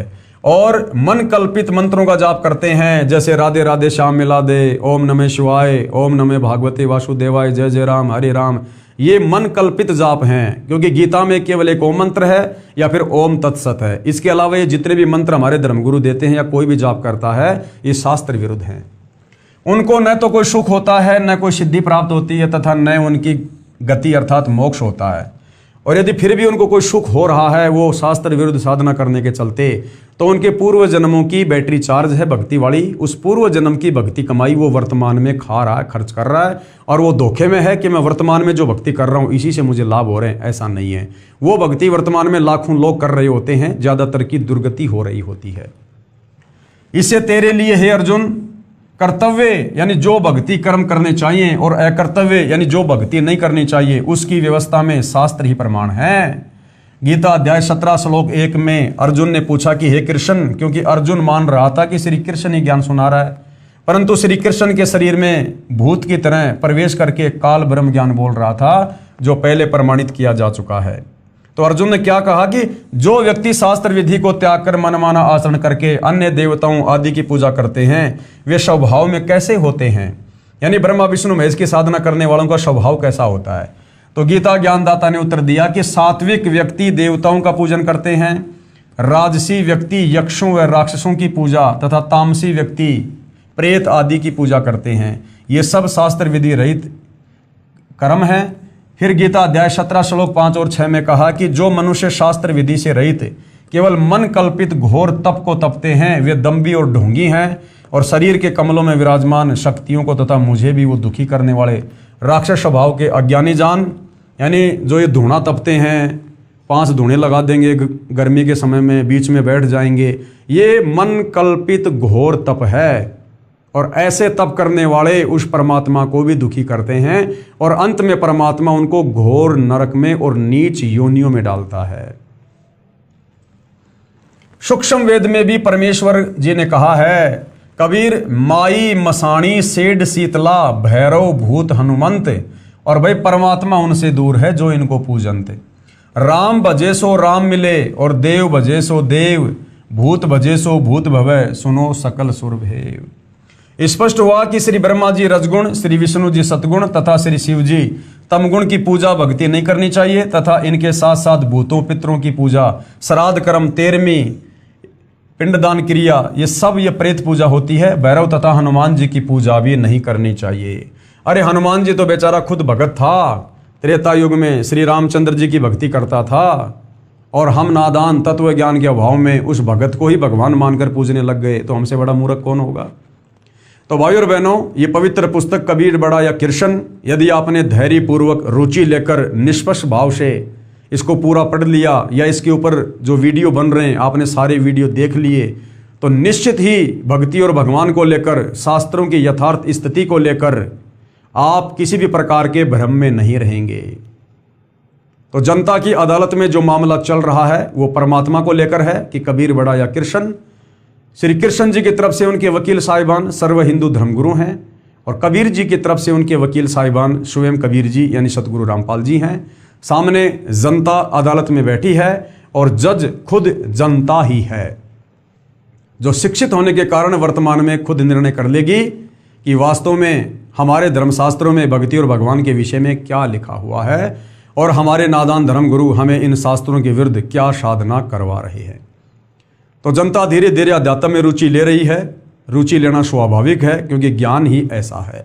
आज से पहले यह ज्ञान हमें किसी ने दिया ही नहीं, जिस कारण से भक्ति करते करते हमें कोई लाभ हुआ नहीं और हमारी रुचि धीरे धीरे भक्ति और भगवान में डाउन होती चली गई। अब फिर से कबीर परमेश्वर सतगुरु रामपाल जी ने आकर हमारी रुचि को धीरे धीरे ऊपर की ओर बढ़ाना शुरू किया है और अब रुचि हमारी ऊपर की ओर बढ़ रही है, यानी हम भक्ति साधना को लेकर धीरे धीरे हम जानने के लिए उत्सुक हैं। और जब हमें ये पूर्ण ज्ञान हो जाएगा उसके बाद हम जगत गुरु तत्वदर्शी सतगुरु रामपाल जी से नाम उपदेश लेकर भक्ति शुरू करेंगे। उसके बाद देखना भाइयों और बहनों, जो लाभ इन्हीं ब्रह्मा विष्णु महेश की साधना करते करते हमें सदियों से प्राप्त नहीं हुए, वही लाभ चंद दिनों में तत्वदर्शी सतगुरु रामपाल जी की साधना से हमें होने लगेंगे और हमारा मन, हमारी रुचि भक्ति में आगे बढ़ेगी।